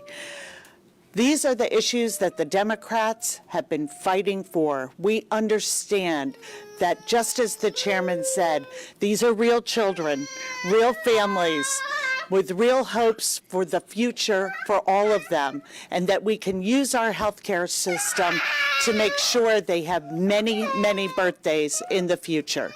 And with that, we will turn it over to the little lobbyists. Thank you. Excuse yourself a little bit. Thank you, Vice Chair Clark. Thank you, Chairman. Good morning, members of the press. My name's Elena. I am here with my daughter, Xiomara, along with who you saw, our friends Aaron and Abby. On behalf of Little Lobbyists, we are a family-led group of families advocating for our children with complex medical needs and disabilities. And we are here today because we are concerned about the threats to the health care that our children need to survive and thrive. Xiomara here spent the first 5 months of her life in the neonatal intensive care unit. She was born with serious medical conditions affecting her airway, lungs, heart, and kidneys. She uses a tracheostomy to breathe, a ventilator for additional support, a feeding tube for all of her nutrition, and a wheelchair to get around and explore the world around her. I'm thrilled to tell you that Xiomara is thriving today. She is happy, kind, funny, clever, a little bit naughty. She goes to school and loves to play and loves to meet new friends and go to the playground and read books and paint, and that's all because of her access to affordable, quality health care. We're here today because there are millions of families like ours filled with anxiety and fear about our future because of this administration's relentless attacks on our health care and on the disability community. Most recently, the president's budget included a $1 trillion cut to Medicaid and the Affordable Care Act. There are millions of children like Xiomara across the country, children with pre-existing conditions, and many of our children have extended hospital stays or will require lifelong care that's easily costing over $1 million and more, sometimes even before they leave the hospital for the first time, just like my daughter. Before the ACA, 59% of workers with an employer plan had a lifetime limit. If the ACA is gone, lifetime limits would come back, making our kids uninsurable and left without health care. And that is quite literally the difference between life and death. Many of our children with complex medical needs and disabilities also rely on Medicaid, which helps pay for what insurance does not cover, including home nursing and therapies. The administration's proposed overhaul of Medicaid funding would allow for block granting, which limits the funding a state receives to a set amount regardless of how much is actually needed by Medicaid recipients, resulting in devastating consequences for millions of Americans, including our families. Our children, the little lobbyist children, all children, deserve a chance to be kids and a chance to grow up. So we call on everyone to reject the president's budget, to reject these threats to the ACA, to reject these cuts to Medicaid, and instead we ask you to protect and support our children with pre-existing conditions. Thank you so much for the opportunity to speak with you today. Thank you. Thank you, Elena, and thank you, Xiomara, for your tremendous advocacy, for sharing your story, as well as your talents, your energy, your intellectual wisdom on behalf of not just Xiomara, but of course on behalf of children like her all across the country. When House Democrats say that we are fighting to lower health care costs, when House Democrats say that we are fighting to strengthen the Affordable Care Act, when House Democrats say we are fighting to protect more than 100 million Americans with pre-existing conditions, we mean it. And we mean it because of children like Xiomara. And we're not just fighting on a Democratic or Republican partisan issue. This is an American issue. It's a life or death issue. And that's why we're committed to this fight. Healthcare, healthcare, healthcare on behalf of everyday Americans. Let me now yield for any questions. On the healthcare front, last year, Majority Leader McConnell said that if the healthcare laws are ultimately overturned, the Senate would, he claims the Senate would immediately pass legislation to preserve this coverage of pre-existing conditions. How do you respond to that claim, and would you be willing to work with Republicans on some kind of measure to keep pre-existing conditions covered if the Obamacare laws? We're willing to work with Republicans to strengthen the Affordable Care Act, which is the law that is currently in place. And the notion that Senator McConnell, Senate Republicans, House Republicans, President Trump would somehow come up with a magical plan to protect people with pre-existing conditions when they have been determined for 10 years to repeal the Affordable Care Act, and we still don't see an alternative plan.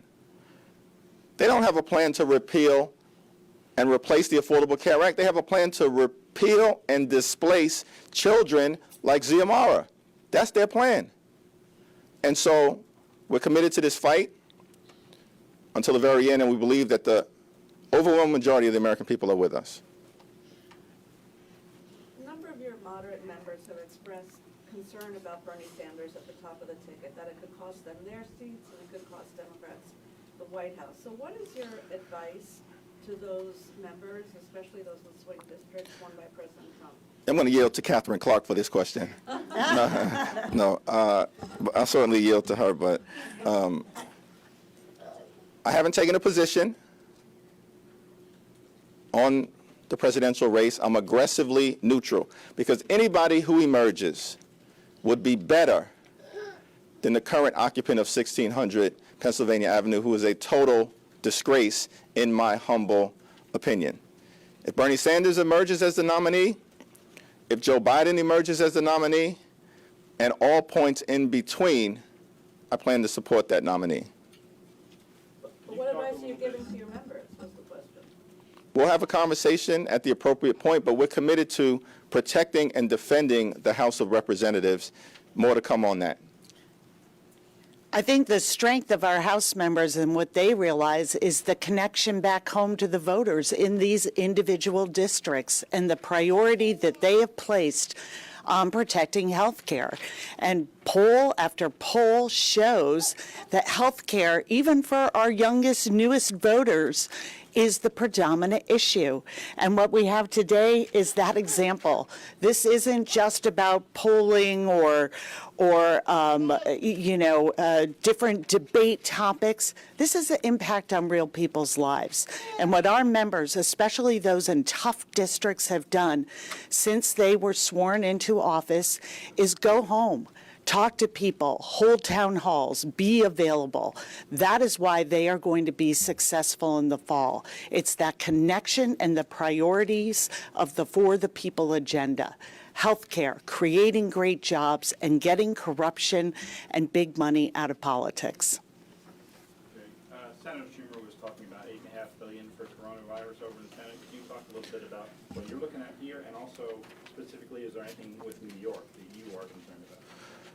Well, I think we're concerned about the outbreak of the coronavirus all across the world, and certainly watching closely the efforts to protect and defend the American people from any potential outbreak here in this country, whether that's New York or the other 49 states and all of our territories. There was no specific discussion earlier today in the caucus meeting about the administration's request.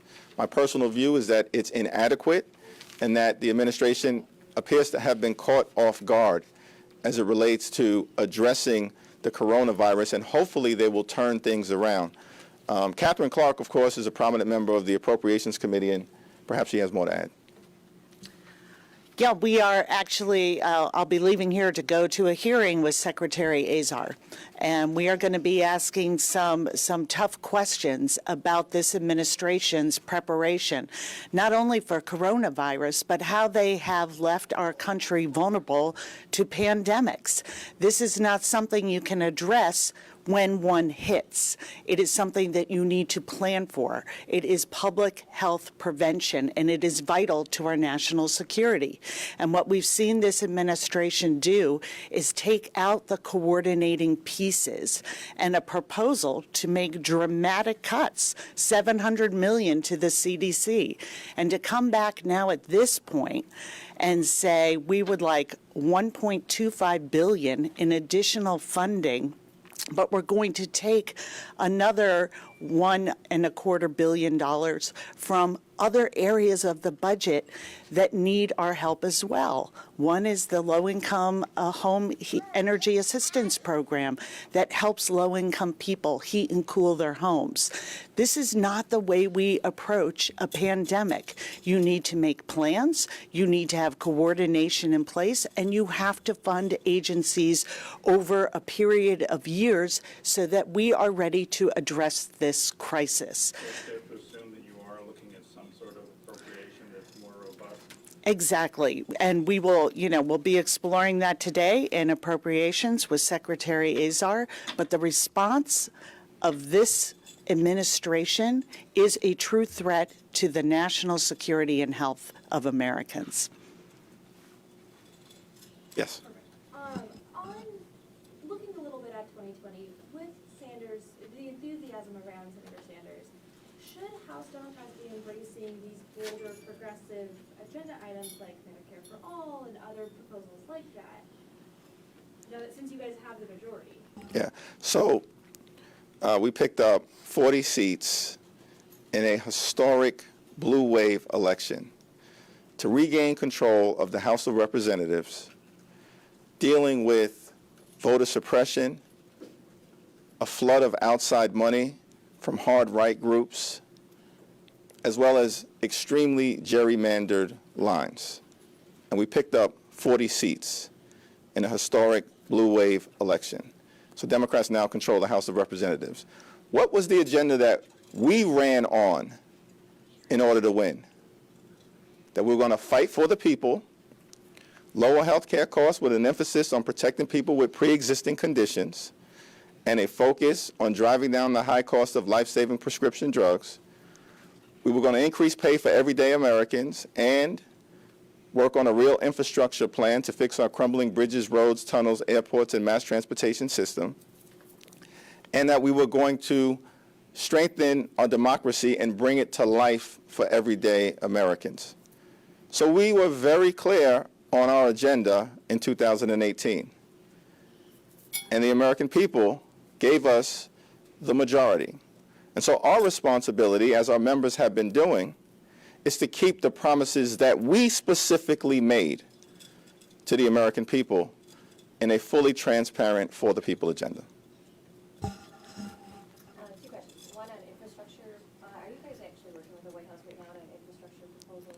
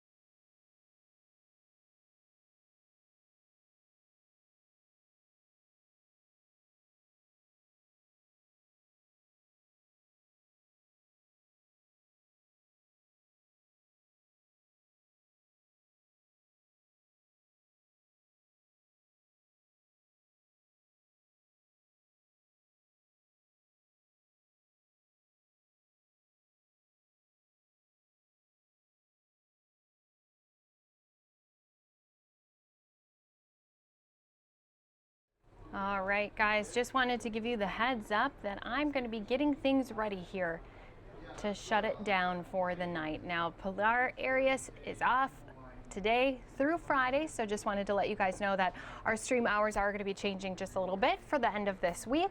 But of course, as you've seen, we still love to bring you non-stop news that happens all across the country. We go from breaking news to live events, and as you saw, we also had not only the shooting in Milwaukee, but we also had a Trump addressing coronavirus. If you felt like you missed anything, you can always go back, rewatch those items on the full streams video tab. Otherwise, we do clip a lot of those items too. Memorable moments, we like to call them. They're also on our videos tab. So just wanted to give you the heads up. I'm going to get a few things ready, wrapped up here in the newsroom, and then I will make sure to say goodnight before I do shut it down here on this Wednesday evening.